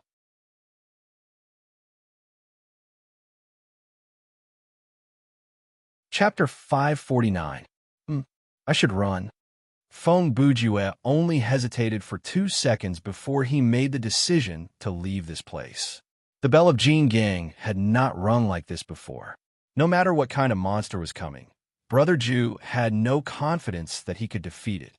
Furthermore, the monsters in Thriller Paradise did not drop equipment, so there was no reason to provoke monsters that had nothing to do with the main quest. Therefore, after some consideration, Feng Bujue chose to run. He was actually waiting for the quest hint, but the system would not let him do as he wished. Buzz, buzz. A dull sound came from behind Feng Bujue. Accompanied by this strange roar, a huge, transparent barrier suddenly formed. The barrier was like an inverted bowl, and it covered the surrounding area. At that moment, Brother Ju was about to turn and run. He used Jeppo. Under the influence of Void Tread, this full-powered Jeppo had an amazing effect. Feng Bujue was like a cannonball that was fired from a barrel. Therefore, his bare face slammed into the barrier, and his life points dropped by 9%. Even though Feng Bujue had the miraculous power of zero-time difference calculation, in this situation, even if he had calculated the result, it was already too late to stop. You're not going to let me go? Brother Ju rubbed his face as he mumbled. Since the loss of life points was still within his acceptable range, the damage from the poisonous fog 2 hours ago had mostly recovered. His attitude was still relatively calm. At most, we'll fight. Feng Bujue turned around to face the boss that was slowly coming out of the dung swamp. He mumbled, "This nightmare scenario does not limit the combat ability of the players. Do you think I'm afraid of you?" Boom, boom, boom. In those few seconds, the upper body of the hidden boss had come out from the whirlpool. Its body shape was exactly the same as a human's, but its size was at least 5 times larger than a normal person's. Since its body was covered in dark brown stains, it was impossible to see its face. Based on its outline, one could only tell that the boss was female. At this moment, the death warning was about to end, and the ringing of the bell of Jin Gang came to an abrupt end. Feng Bujue then activated the second effect. Observe the detailed information of a monster, excluding boss level. In the end, there was no feedback at all. As expected, it's no ordinary monster. Feng Bujue replied, "The first effect of the bell of Jin Gang has already been used on Resend, so there's no way to verify whether this is an NPC or not. But, looking at the way he appears, there's a 99% chance that he's a boss." Oh! Suddenly, a long and extremely miserable wail sounded out and interrupted Feng Bujue's train of thought. The boss's roar reverberated throughout the swamp. Unfortunately, the invisible barrier around them changed the sound quality. When the wailing reached the ears of the players in the distance, it sounded like the wind. Therefore, no one would be attracted by the sound to provide support. Is this the end of his appearance? Feng Bujue took a few steps in the air and rose higher. Several seconds later, he studied the boss carefully and commented, the body is not bad. If there were other players present, after hearing this, they would be shocked by Brother Ju's extreme taste. Thankfully, he was the only one there, so he could do whatever he wanted to hate. At this moment, the boss used her broken voice to utter her first line. The desolation in her voice aside, when she opened her mouth, an extremely thick stench rushed out from her mouth. Like a poisonous dragon, it rushed at Brother Ju, who was high up in the air. The latter leaped into the air without hesitation and rose higher. Obviously, Feng Bujue was ready to give it his all. Rather than die from the stench, he would rather die from the poisonous fog above. She's fine. When he was about 20 meters above the ground, Brother Ju made an unexpected discovery. So that's how it is. This barrier is keeping the poisonous fog outside. This small surprise didn't last for too long. It lasted for about 3 seconds. 3 seconds later, there was a whoosh. A ball of feces the size of a water tank flew over. At this time, Feng Bujua's body had just stabilized, but his mind was still unsettled. Faced with this sudden and terrifying attack, his reaction was a little slow. It was not that he was helpless against this attack, but there were some methods that he did not want to use. For example, the zero-time difference calculation told him that the most reliable way to deal with this attack with the lowest consumption was to curl up his body and take it head-on. Could he do that? The answer was self-evident.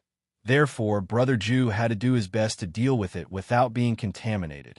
This method would increase the difficulty, the risk, and the consumption would naturally increase. But he had no other choice.